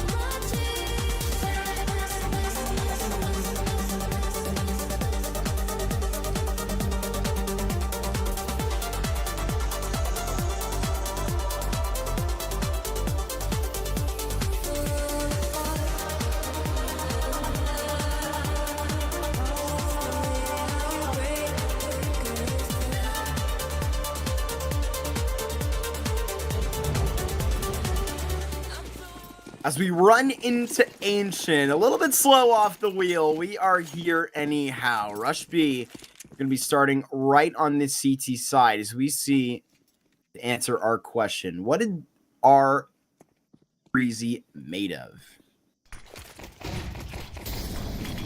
Get this down. They have Becker with them. Seen to be on Daystar, Molotov, now into Preasy. Here we go, putting a couple of these shots right back down. Zinni is taken down by Nico. Last was officially on Preasy in May 2025. Boy, that wasn't too long ago. But a 4v4, you currently get balanced right on this stint, and with these dualies right around the corner, it's Ackland gets this one frag right on Kiro, and so Preasy would take a whole lot of control by grabbing this pistol, but look at these slick shots right through the cave. It's Griller. The only man that they would have left to find. Kinky holds onto the bomb, but Executor gets him all the way cut down. It is a big pistol that Rush B retake over on the bomb site.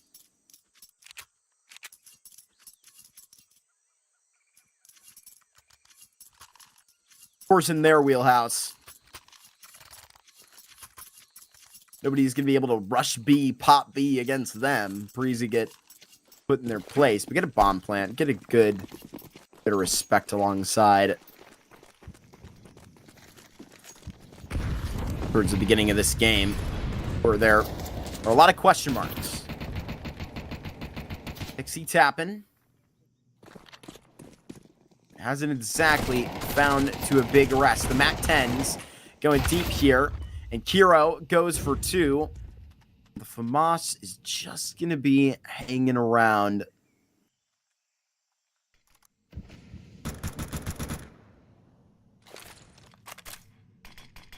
There's a smoke deeper into these parts.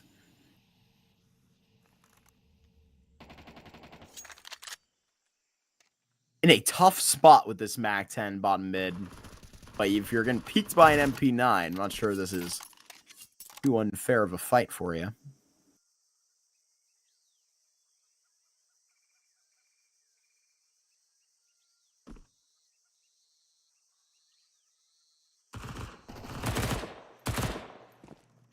Taking a 1v1 straight up. Kinky on this M4 will just wait as long as it takes. Zinni, a flying Zinni that is. Gets that and an upper decky. He hits onto QX. That didn't exactly work out the way I supposed it to, but it ended up sliding out anyway. Rush B. They get 2 on the board. It's a good respect of these 2 rounds that Preasy do end all, but it'll be all the patience that Rush B really gets the praise for. Not rushing down those MAC-10s there, keeping those bodies up. Now Preasy will just be able to muster up whatever they can. It's a couple of Tech-9s, a couple of MAC-10s. They're rushing this right into Cheetah. But right now, at least you get the claws back from Kinky, who's now going gun-ho on the run with those Tech-9s. But boy, look at how these pistols are biting back. Permanent right now. 2 of those shots, but it's in a 3v3. But what, you're squaring up a clock right now. It's just not a fair fight. Zinni can't help but fight somebody his own size until the end, man. Zinni is looking good at the beginning of this game. That is what you like to see if you are a Rush B fan. Here at the start of this Ancient, Preasy's map pick.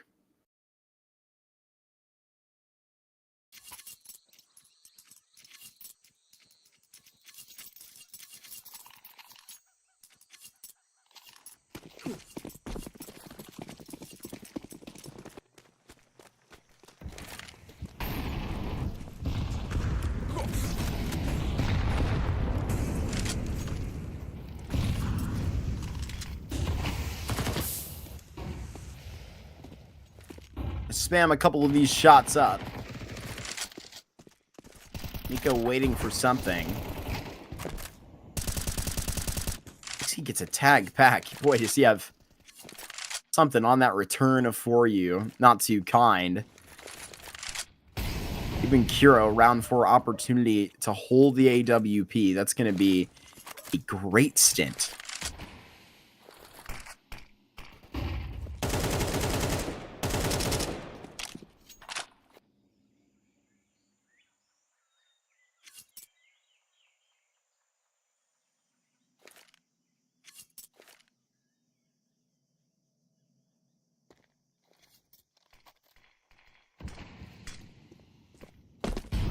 There's a couple of smokes in deep. Preasy giving it more into the B site than just the pop play. It's with just the fake this time. Trying to put this smoke up, but it's not going to be a wall. Not going to stop. Not going to stop anybody. Now Donut is going to be ran down, overwhelmed. Can't take that long-range fight. This is going to be a very tough fight here, back by Rush B, but Tixie wins a very big duel, but Becker taking it into their own hands, and Zinni has a fine trade. Gonna have to be so much here for the X Factor in the server this afternoon. They're rushing him down with Tech 9s, and finally finishing the job. Rush B, they take their casualties, but they also take the round. We're out misplaced from that B bomb site. Executor got down in that donut position, out with nothing. Rest of Preasy deserves their praises, but for their first gun round, try to do a whole hell of a lot. Set that up to use a whole lot of utility on this B site. To be honest with you, I'm not sure that's making the difference in the end game of that post plant. Simply couldn't get into the positioning to win the fights.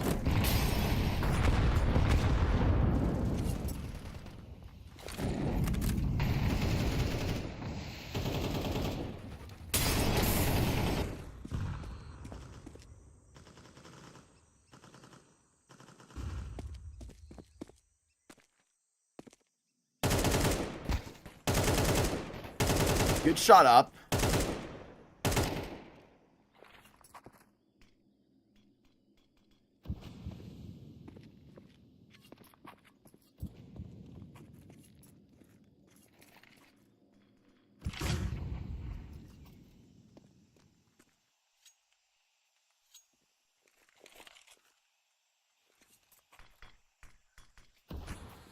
QX on the investigation of the smoke.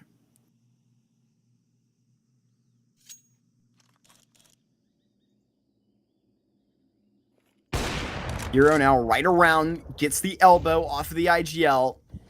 The rest of Preasy are going to try and bring the rest of this arm, but are going to reach it in a different direction now. Scoping up in this A site late again. Going to see into Zinni, going to see into a great defense, but they clear Tixie. Are they going to be a clearing out? They don't. It's Zinni that takes the bait, and Tixie lays the trap. It's 3 out of that M4. And what a great defense that Rush B are putting up in 5 rounds of Ancient. There is no debating how one-sided this has been. Besides that one round that comes down to a 1v1.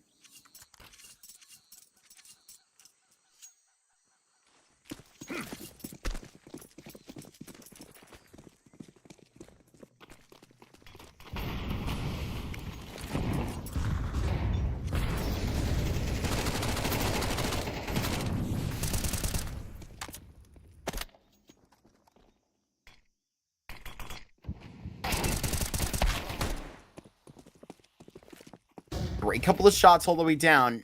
Cillian and the boys, they get down and dirty in this B site. QX on another predictable lurk, gets hunted down. And now these guns got to be swinging for the hills, and they genuinely are. Now Executor are going to be shoved out of the B site. Now switching to an op, and I mean, at this point, you're accepting the save, but this AK going to be drawn back to him. Almost like the mask calling to him to go and double dare into a clutch like this. Executor now going to bring it down. It would potentially be a lineup right here, and it pays off well for the Danes.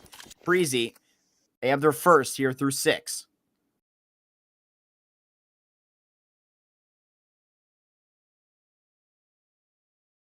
It just gets really puggy to it. Time and time back, we're overwhelming that B side. It had to give eventually, and now Cillian can really start to call something. Because honestly, we're putting out a pretty good foundation, I feel like, to the bottom of B. And, you know, as much as I was criticizing them for the first gun round play, like throwing in a fake, like I was kind of suggesting it was a little bit too much. I honestly think that like it's sort of opened up a bit of their playbook here, even through not finding one round.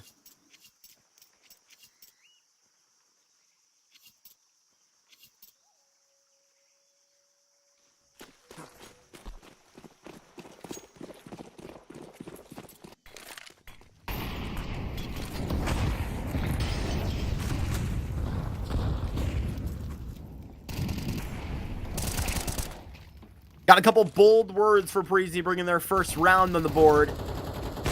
And opening kills is the line that it sits on. An op standing back. A good stab, and gonna have to be another side of the blade.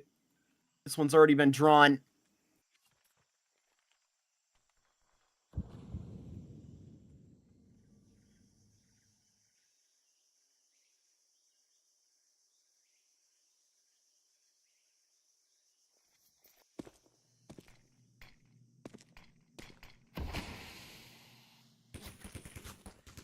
Cillian just right by that spam.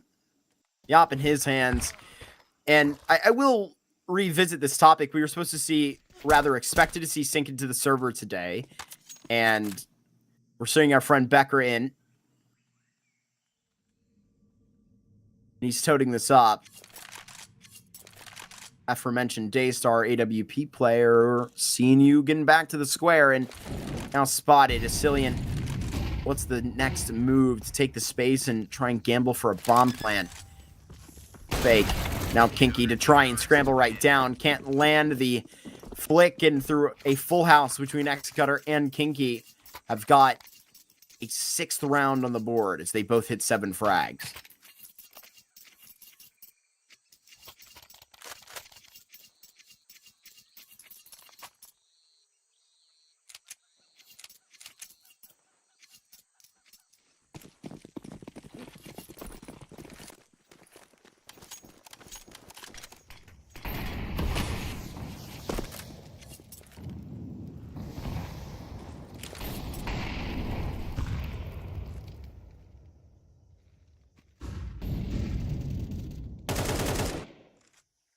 Zinni long range has got a headshot onto Nico. Scrappy buy, and Zinni has just got a couple of headshots every single time for the challenge. 11 frags. We're only in round 8. And I mean, for Preasy to be able to, put a really good series together, after having a different lineup, I guess, coming into today, honestly, I guess, we're still on a measurement. I was looking forward to seeing synced because, I mean, brand new team, 24 years old, AWP player, kind of sticks out like a sore thumb a little bit.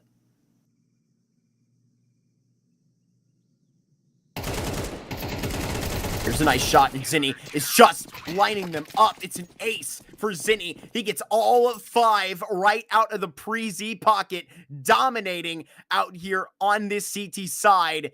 It is bold for 7 rounds. It just got Zinni's autograph all over it.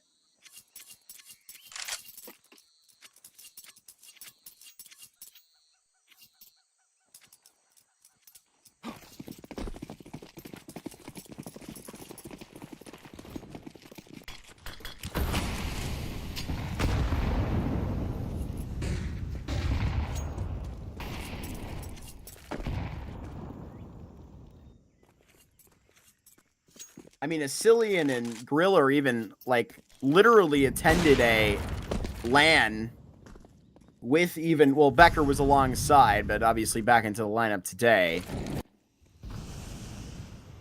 And, I mean, having these changes, right? I mean, you get Nico, which is a, like, monster move for the squad. He just right back and forth. Little do they know what is actually on the other end. It just goes to show how get this constant move, see where Nico's on the way back out. Yeah, go play with some old faces. A Cillian packs a great bit of foundation to this Preasy Poignant. Trying to jiggle back in. Zinni's next round of domination denied off the ace. Gets nothing at all. And now with this 3 versus 5, and a smoke up into the B bomb site, if it's not Tixie right away, then it might not be Tixie at all. Kinky gets this shot onto Nico. And it would have to be Kiro going huge here, back of this hill. For Gorilla, it's going to be to this square, where the shot right out, and Kinky lands another spam. I mean, it's still a possibility. And a dink right up. I mean, this is so low for Gorilla right now. How long are these AK shots going to be making the difference? Kinky gets in third, and right now it is going out of thin air for Rush B. It's got to be a Cillian to step up for his squad, and it is Kinky that has another 4 frags for you. It is Rush B that are seemingly doing the impossible today. That is a ridiculous retake, and right now it is Preasy being dominated, manhandled on their map pick.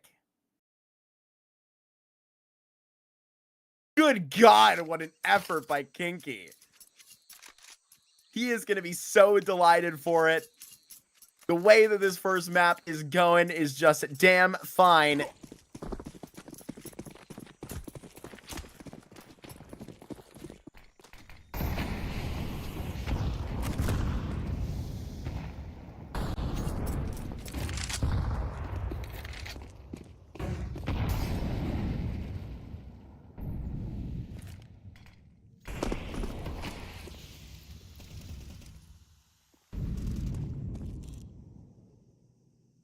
Here with this op toted up, flick, and a good shot onto Nico. There's more here. Stop peeking Kiro. What the hell is happening for Rush B right now? Kiro trying to find a 4th shot. The fireworks just starting today, and the headhunter's online.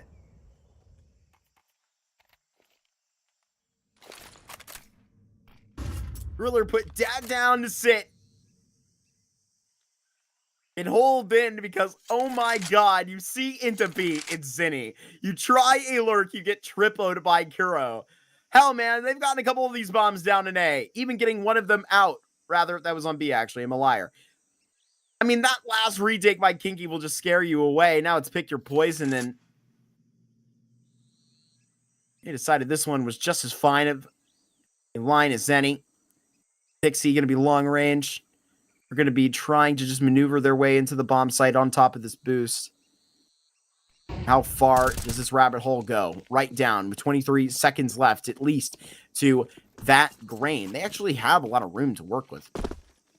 No respect on Brown Halls, though. That first shot is taken.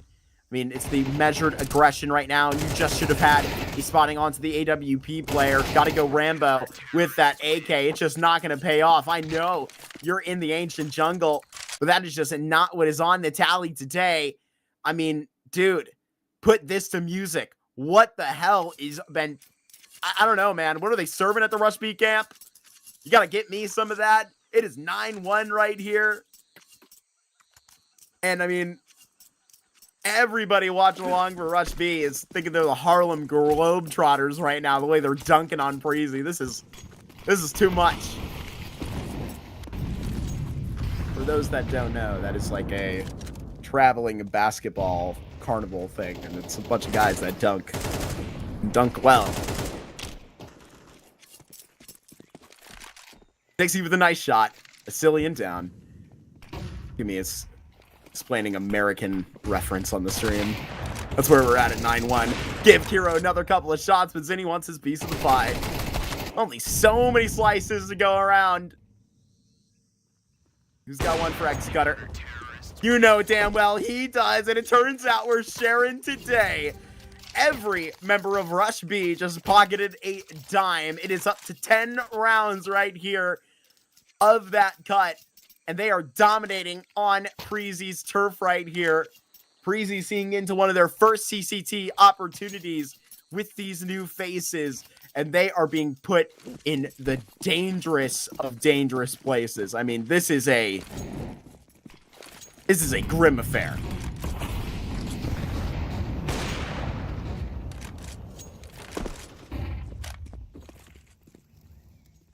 A very bad spot.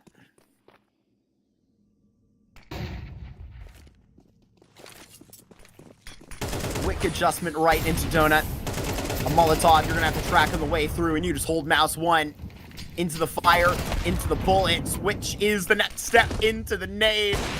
It is 3 different ways of that deliverance from Texi this round. Zinni almost finishing the job. It is Nico down to 19 health. Standing alongside Griller. Looking to get a sear right on this next half. Let's start right here. Cooking. Put it on ice right now. Get this second. But would it taste much better?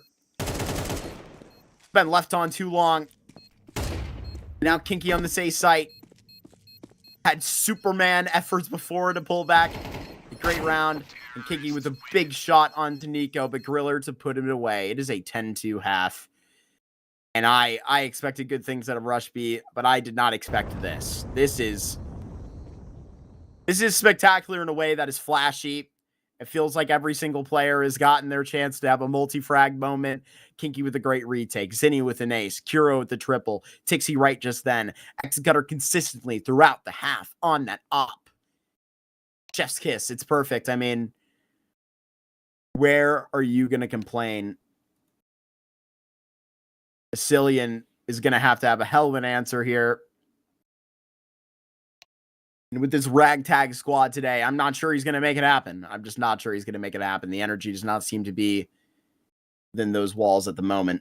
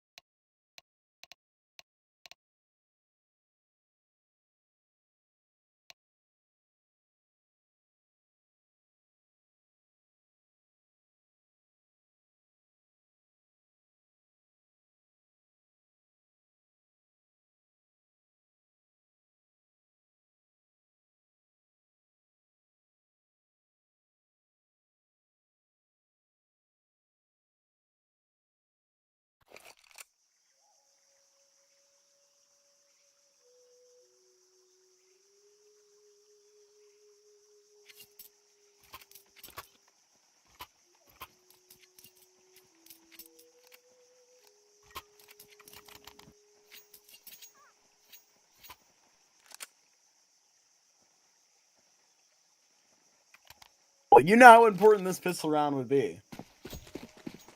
You need anything here. You need, I mean, the ticket into the second half, all aboard this Preasy train. And about that train, it would have to take a whole hell of a swap of the batteries, the attitude out here for Preasy. Need to see a whole new energy relinquished. Just walking, tiptoeing their way to the A bomb site. It's Griller that puts up a good couple of shots. Here, these CTs are going to be tapping on the way down. This is looking really good for Preasy right here. And it's not just comical. 4v2. They should have this. Nico around this corner will get a couple of spams in. X-Gutter still somehow alive.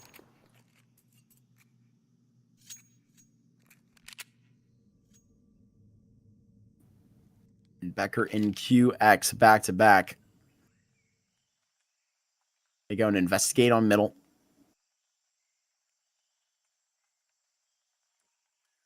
Bomb headed back to B.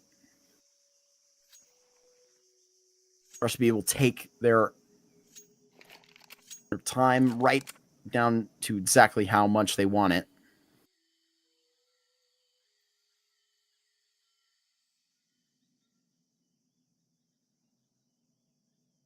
Cillian sees a shadow. He's ahead, can't quite capture it. Gonna be burned out of this corner. Where's the fight? Taken out on the way. There's that bomb up the ramp. Gonna have to run into the hands of Nico. It is a beautiful couple of shots, couple of shells hitting the back square right there as Nico paints a good tone into the second half.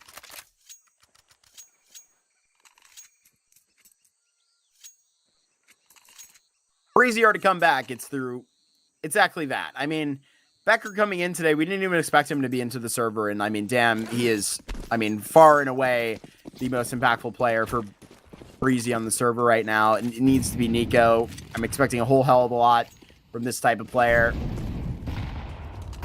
Cillian with an opener. Seems like there's a bit of a traffic jam in those doors, and now Zinni with a nice shot. It is a bloodbath out here for Preasy, and they burn him up pretty quick.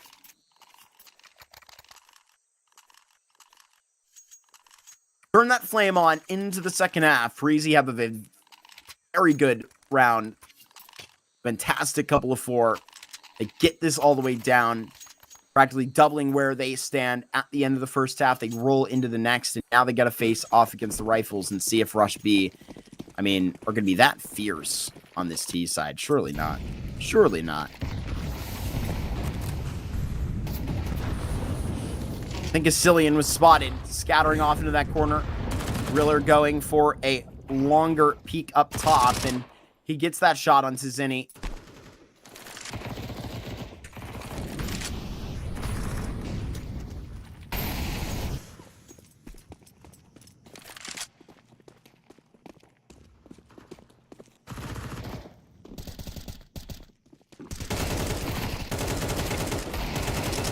And Tixie with the triple. Rush B get this bomb down. All in the lurk is collected.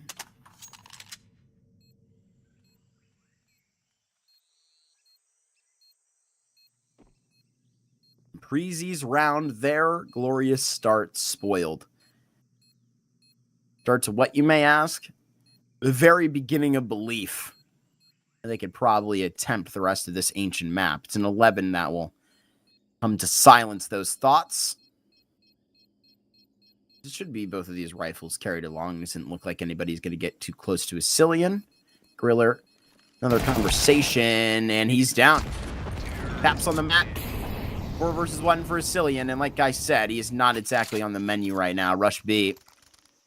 This is where they want to go step by step up this trail. They are going to be just on desired ground.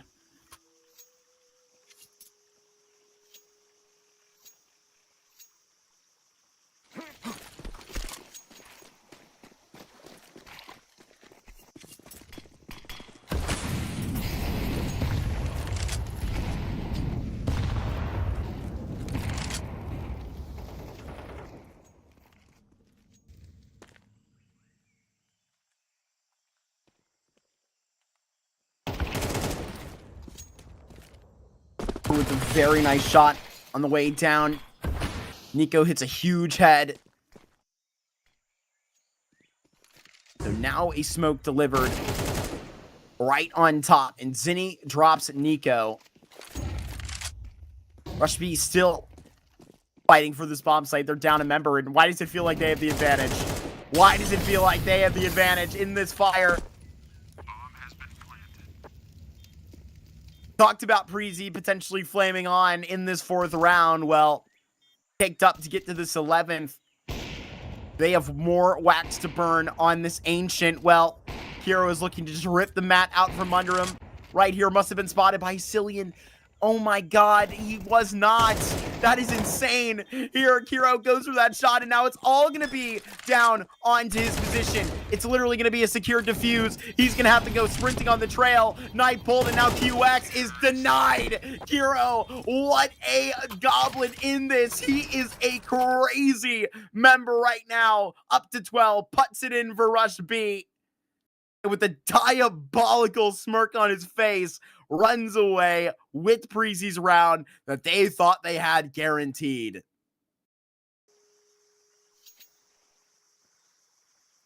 I think I meant to call him a god, and then goblin slipped out. You could fit that into the verbiage as well. In some retrospect, I'm sure. These pistols are fierce. Why do we have our knives out? Goodness gracious! Going up top for it. Zinni trying to connect long range. It was Rush B that came up with a man disadvantaged round in the previous, but it would take Hero putting out a crazy little way from this spot right now. Gonna have to just wait out this smoke, most likely.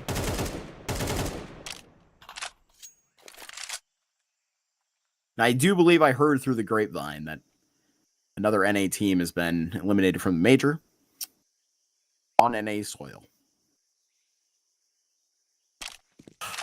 Unlucky. Unlucky.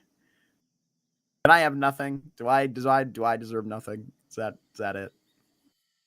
Hero walking it away. Hero with the 1v3. That would make my day. Come on. Nice little flashy pan. Barrel spotted. Headshot. The super sub continues to dominate. Getting this AWP back into the gram. See if he can serve him.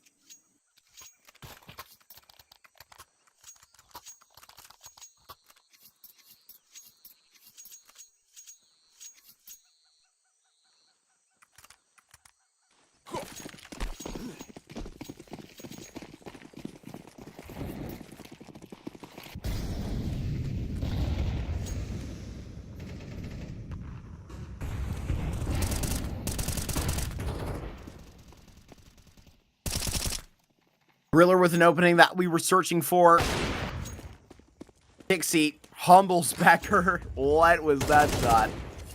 Now in long range, there's an op that has gotten into the hands. Don't let this go without this capitalization. These are not angles you want to play with. Not when the scope is in range. I thought he was going to give him the bomb and then just stay there to frag. That would have been diabolical. Pinky's going to find an empty bomb site. What do we have here? Nobody home. QX going to be right around the corner.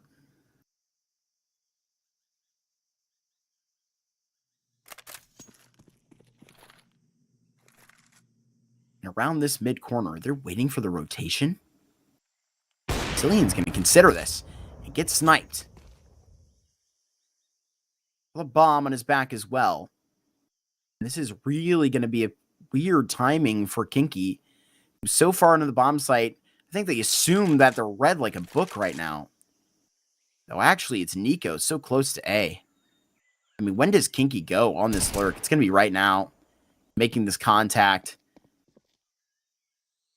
Going to be pulling in for a different retrospect. Nico in such a good spot, bringing back Griller to Cave, rather to Donut.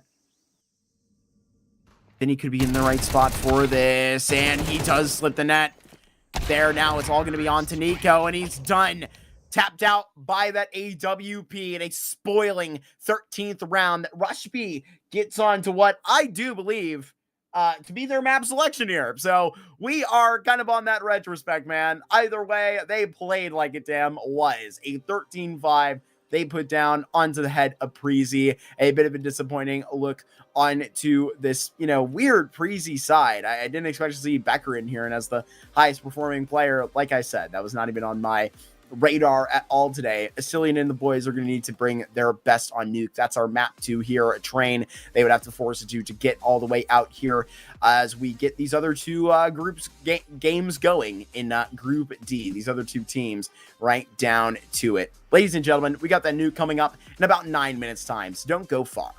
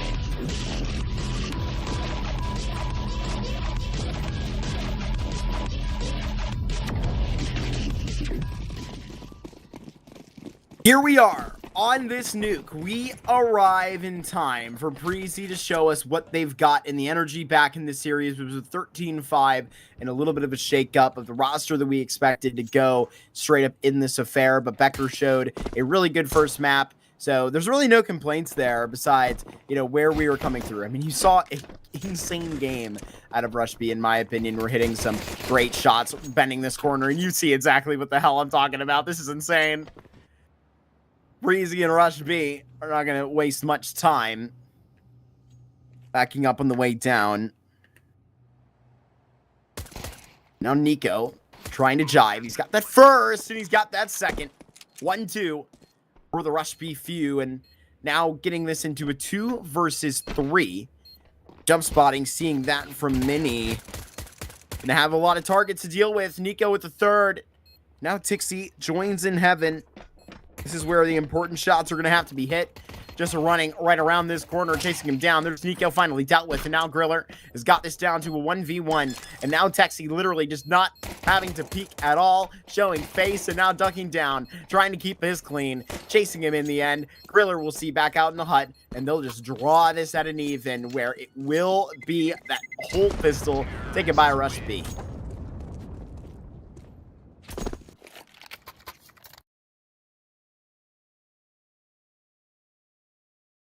An insane turn. They just literally chased the feeling into J Hall and just gunned them down. Make sure to actually have the impact. Ramp is not about just getting into ramp and then immediately dropping lower. It's about, seeing the option to do that and kind of reach on the run of that RPO. Force up for Preasy. Something we saw was a function of that first map.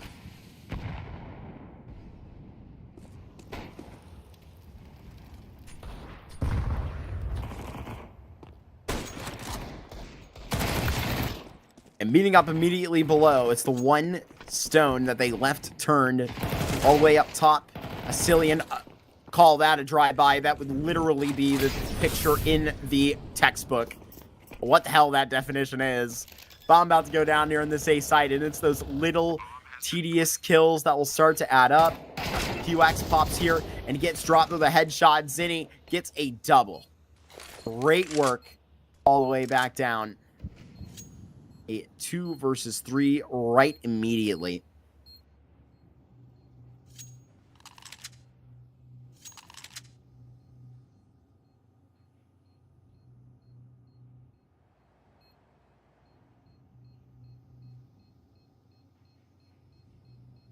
Nico all the way into CT spawn. Saves his Galil. Rush B with a couple of casualties, but Zinni already turning on the Jets. Made a great little triple he gets off to go ahead and doctor up himself, keeping on the pace of Ancient.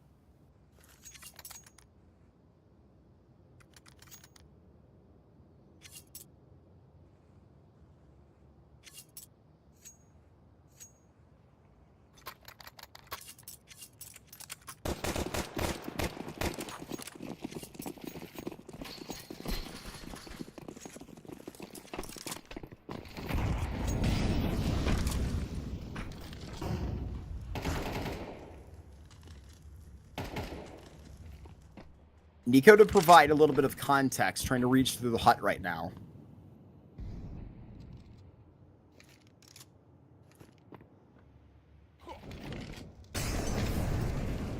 Because a burn up top to hut. Just to stab this back to Cillian. It's up top right now. Nico around that corner and just landed a headshot.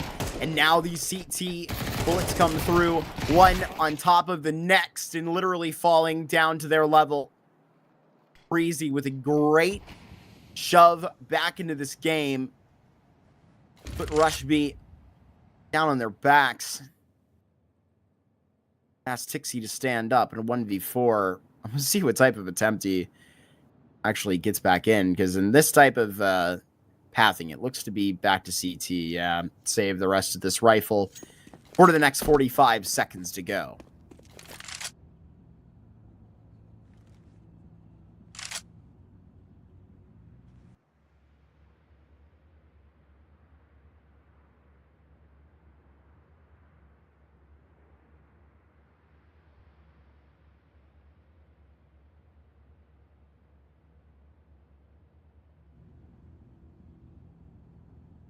Preasy will steal a pretty significant round here. This isn't just going to be the battering that Rush B present again.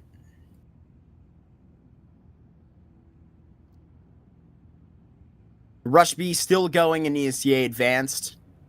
I mean, that's for really a whole lot there in the upper bracket, playing for what looks to be the direct grand final through the upper bracket. I had to really kind of give that one a good look, because that bracket goes deep, let me tell you.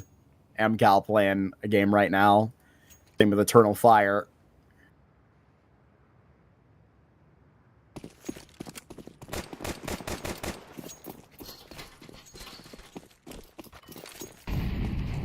Previously mentioned, it's been, I mean, really a lack of tournaments played here. I mean, ever since Gamebox made a couple of these changes, EPL did not do well for them, and that was in the 2nd division. Had one win in Season 25 over Heroic Academy. Sicilian does have a very nice spam. That's going to be seeing potentially the best yet to come for this side.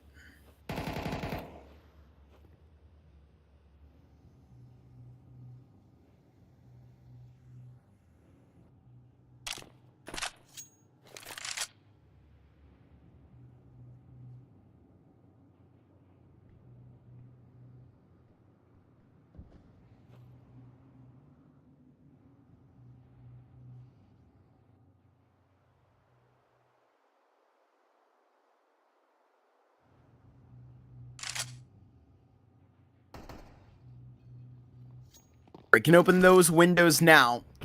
Rush B reveal their hand. And it's reaching into the lower sight. Putting this bomb down will be a good measured look. And Tixie removes Driller. That's up close. I mean, that's a whole lot to push through. And sort of space by space, Rush B are kind of wiping out the ground to stand for Preasy. Denny back here at this single door, and Asilian's positioning will suggest that this thing is just not on. Further into the save are Nico and QX. Into both spawns, they split. Rush B with 4 out. Hitting her 3rd. Will not be caught. And back on top. Right back on track.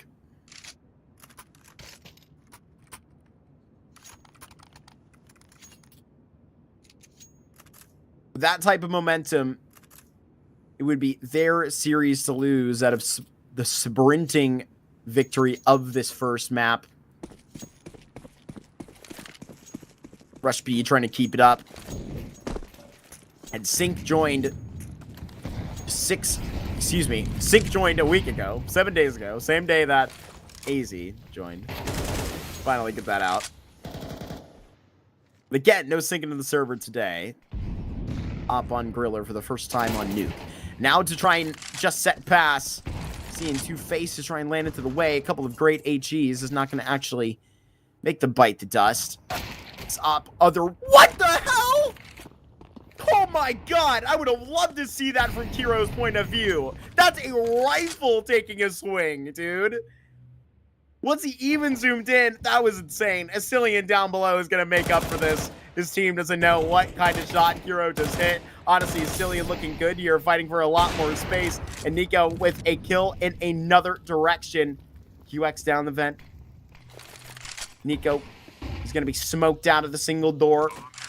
All you're waiting right now is the rest of the pack to just meet up right back down. Tixie is caught. I had to wait for Griller.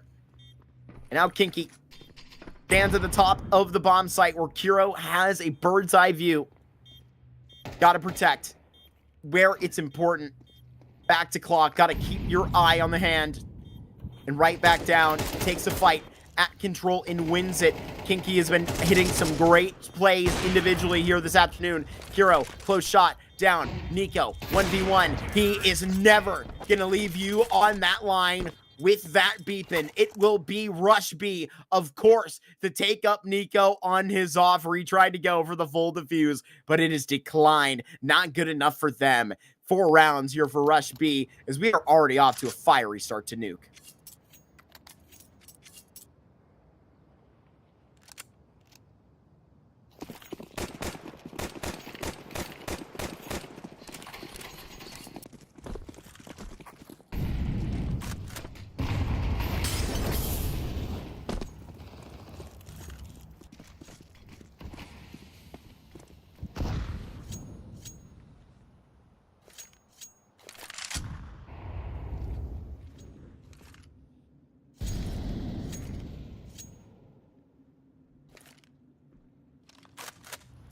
Nico with a 6-2 individual start is something you have to keep track of. Of course, that's all brought to it one step at a time.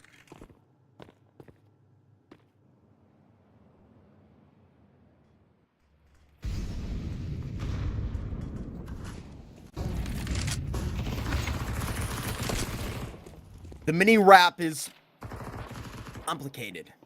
Getting this out, trying to investigate into AC. 2 players down below at lockers are so close yet so far away from this info. Then he's going to try and clear up close where he can. Doesn't go all the way through. It's going to be sitting on this margin.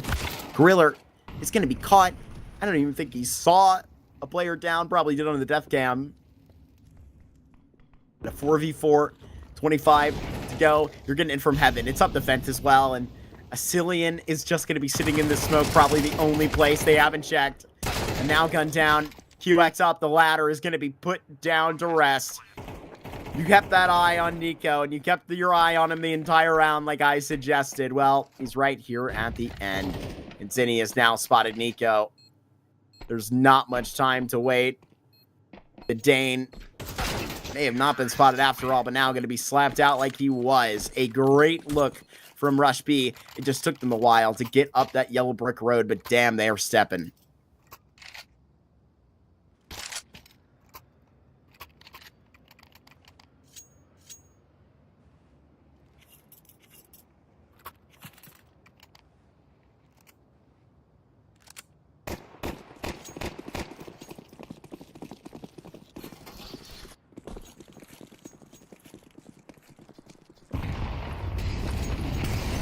Quick A play. And denied at the door by Cillian right away. That's a damn strong D goal, but so bold on those spams. Gorilla rolling right back to ramp as well. Pixie finds Becker outside, and hold on a minute. These are really great looks right here. Walking back and forth. Here goes a nade down below. Not going to be finding anybody straight up. Let them give them their next clue. They try and mask their face right straight up. Now Zinni to just loosen that first log of the combination. Griller to be following them. Oh, this timing is so elusive. Zinni turns around and maybe finds 2. They're right into the correct place to just take those gunfights even favorably. Having that trade potential in range. It is a rougher start for Becker on this second map. Yet to frag here on Nuke, where they were easily making the difference on your first map.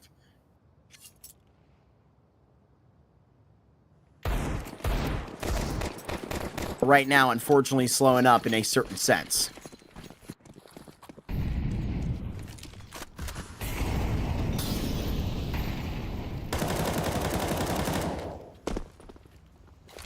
Trying to spam away.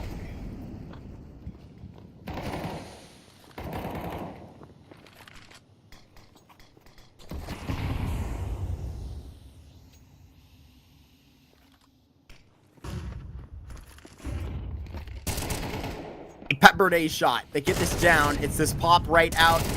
Finding Nico in an awkward position, and Asilian going to be exposed as well.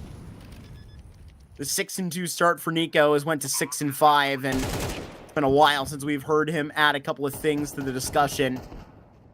UX and Griller left alone. It's Kinky that finds a nice name trying to drag alongside. But Rush B, I mean, this is quite a bold performance. What is he looking at? I think specifically right on that dime. Obviously, seeing into that ramp flank, but there was something in that old vending machine. I would hope so. Gonna keep it stocked. 7th right up to the shelf for Rush B. QX to find Zinni. At least we're getting a couple out of the patch. Hero knows that somebody is near. Potentially waiting for a couple of ankles to show. Not today, not for free, not on Preasy's dime, but hell, maybe on AZ's time. 30 seconds for Preasy's coach to send in and lead his team out of the dark well that they happen to be just floating in.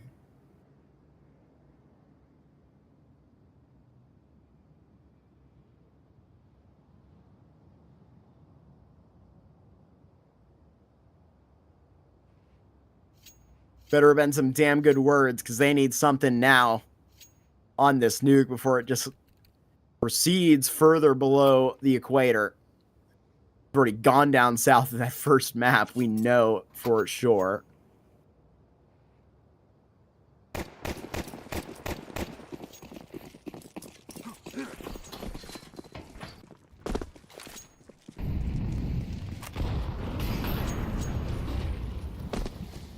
Dixie on top of Mini. He's gonna keep this one pushing. Literally hopped right by QX.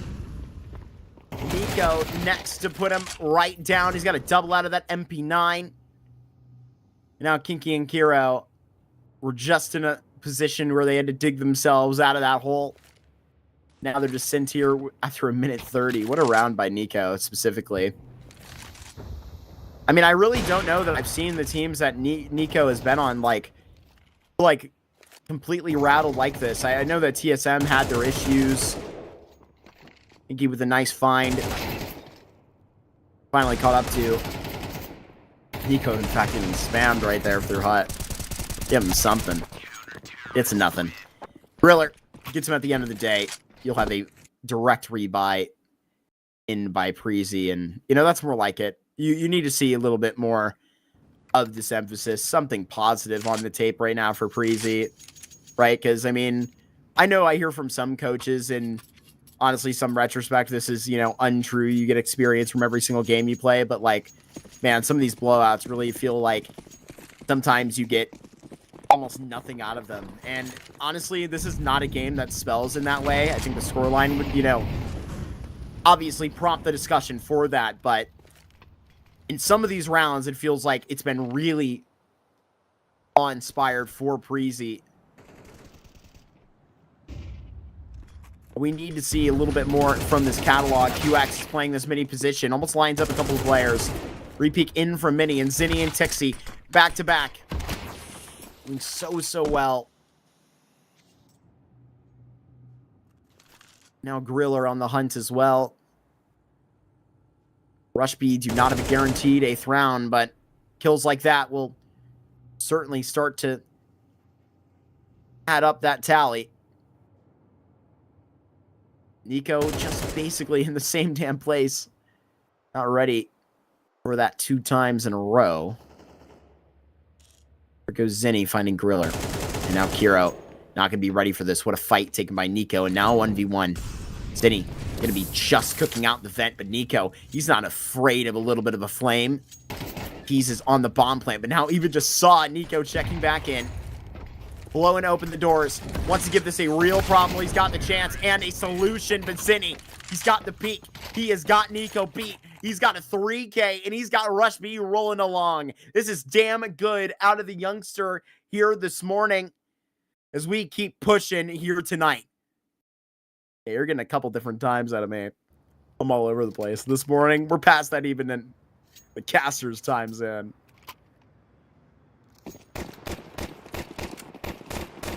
We get later and later. get into like the real gamer hours of this thing. That's where you start to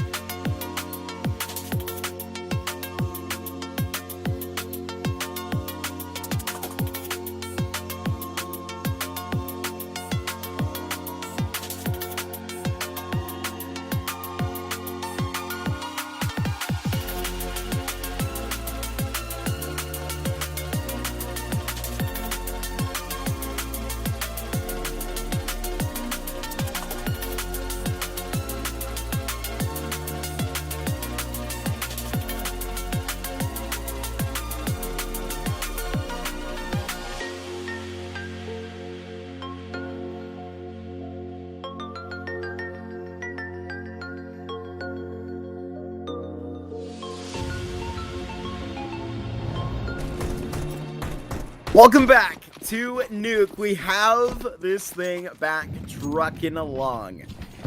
Into this thing, it doesn't seem like the river has started to flow in a different direction.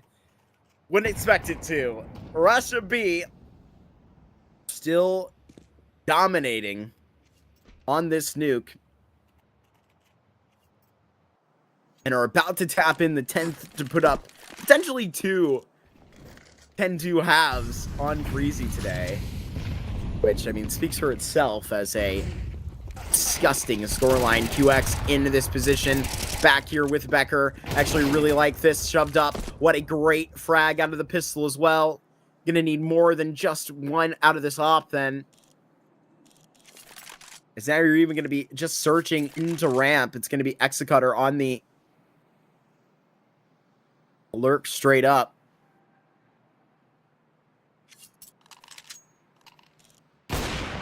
They're on his tail.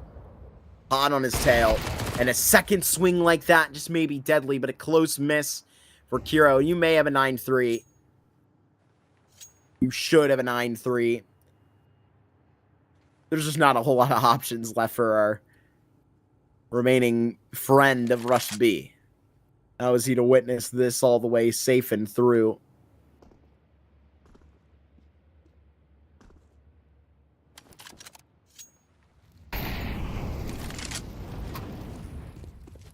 Grabs that bomb.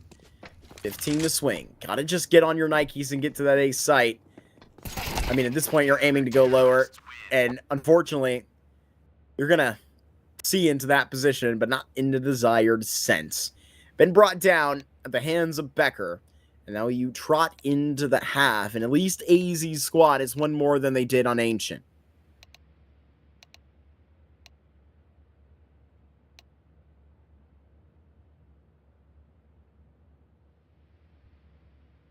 Hopefully a pistol will come the way of Preasy. We'll see if Vasilian and co are actually able to, show what they've got in terms of a game plan right now.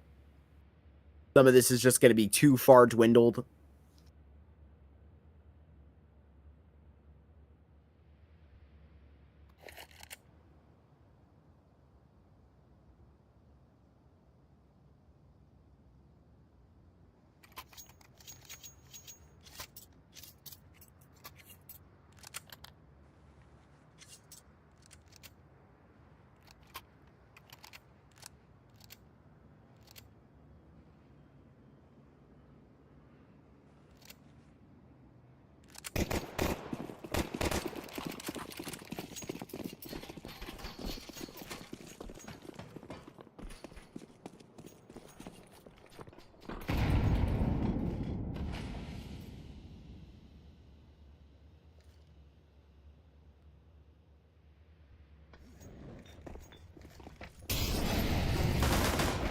Then he up top with these dualies are now just shaking this thing down.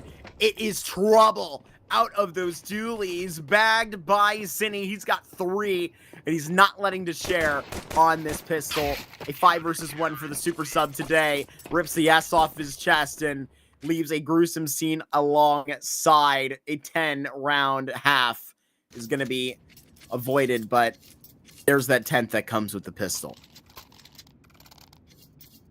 And of course, no bomb plant. Really no dramas alongside that.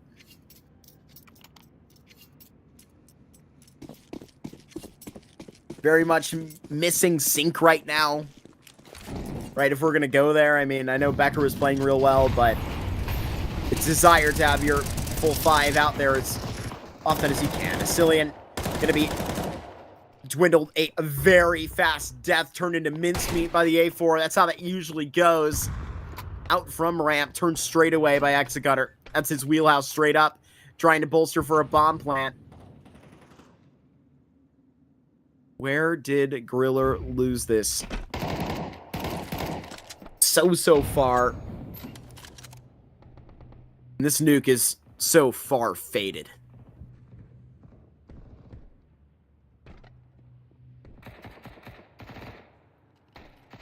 Executor aware of what could possibly go here on the flank. A quick flick over doesn't do the job. Griller long range on that MP9, just going to take one more tap all the way through And Rush B, they're sprinting to the finish line here.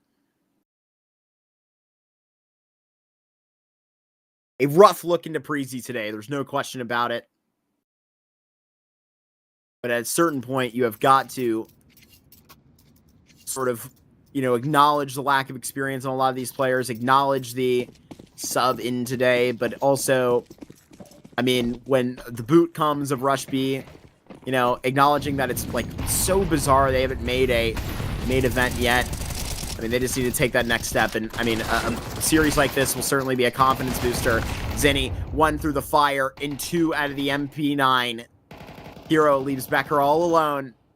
An Executor is right around that corner. Preasy barely with a moment to breathe on this nuke, in this Ancient. The oxygen is not flowing to their camp, because Rush B is not letting it.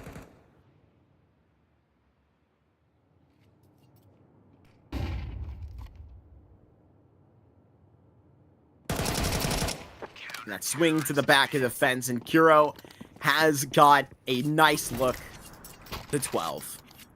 He bolsters up to double digits. The only one that has not is Texy, and I think we're all pretty convinced that he is good enough to be above that pay grade. So let somebody else have some fun for once. Rush B, they're certainly going to be throwing a party after this, elated about this scoreline, and you know what? You can tell Preasy's done because they're damn buying sawed-offs. I can hold my hand up honestly and say that is the first time I've ever seen a sawed-off in the CCT HUD. Doesn't happen every day, I can tell you that for a fact. Kinky with a great look onto Griller. Kuro making that next step on that AWP, and it is just down the trail. Kuro had that triple up on Ancient. Let's see if he can finish it with one. Between him and Texy trying to hunt down this last frag, it is one final Dane who's just being taunted, a nade in his face. It is disgusting. It is the triple for Kuro and the 2-0 for Rush B as they dominate in Group D, ladies and gentlemen. It was a great stint that they put themselves onto, but at the top of Group D is going to be Rush B right now, and by a wide margin in terms of that round closure, right, where we get that all the way through, separated from Leo. It's going to be a hell of a 1-1, 1-0 game, that you get up to in these parts, because damn, you saw some of the best of Leo and Rush B today. They made their opponents look silly at times. I expected way more from the Czech squad out there. Unity just unfortunately kind of seen into a bit better scenes than Preasy, but Preasy with really out the full lint into it just suddenly. So, ladies and gentlemen, I want to thank you all for joining me for another day of CCT Season 3. We're just breaking down the door here into Series 3 of Europe. These close qualifiers have a couple more days ahead of them, so I want you guys to be back here tomorrow. I know there's a whole lot more Counter-Strike to watch, but it's exciting here in the Tier 2, because you get to see some of the best from Rush B, some of the best from Leo here this afternoon. And I hope you all enjoyed. Thank you again for coming out and supporting this production. My name has been Get the Bag Mark. I will see you back all here soon. Have a great rest of your evening, and look forward to the next day of CCT Season 3. Bye-bye.